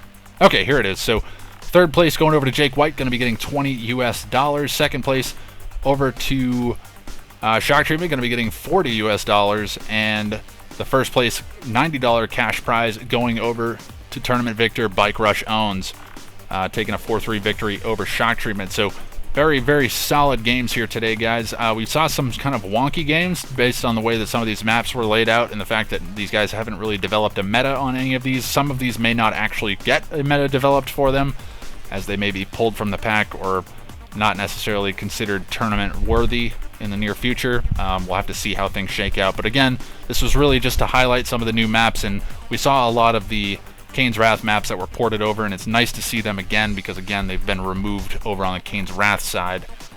So getting to see them once again, like Vista Valleys, which is one of my favorite maps of all time, is actually pretty awesome. So I'm glad to see that. So great work there from Lubiscott to get these maps ported over to Kane's Wrath and also to create a bunch of new ones, which is really awesome. And anybody else that contributed maps to that map pack, I don't know if there was anybody else involved. I'm pretty sure it was all Lubiscott, but I may be wrong. So forgive me if I'm not giving you your fair shout out. Feel free to correct me in the comments. But yeah, very nice work and very nice effort from those guys. I know Zypher Bullet did chime in as well and maybe helping out with the compiling of the map pack at the very least. But also a big shout out to Luna Owens and the Command & Conquer 3 Steam group for donating the $150 to this event. Very big thank you to them for doing that. It's pretty awesome. But anyways, that's going to be it here for me today, folks. I hope you all had a fun day. It was certainly an interesting one, and way more people turned up than I thought were going to. I think we were cruising well over 200 people all day long, minus maybe the first hour or so. But pretty awesome to see everybody showing up. Thank you all very much for joining us. And we should be casting some more tournaments in the near future. I'm not quite sure. My schedule has gotten pretty complicated here over the last few weeks. So I'm going to do what I can as far as working with the tournament officials to show up for these events, and we'll have some more fun. So anyways, be sure to keep an eye out on the channel. If you haven't subscribed, be sure to click that subscribe button and give us a little bit of love here over on YouTube. And thank you all again for watching. Congratulations goes out to Bike Rush Owens and Shock Treatment, as well as Jake White for taking third place. And that is going to be it for us today, folks. Thank you all very much for watching, and I'll catch you all next time.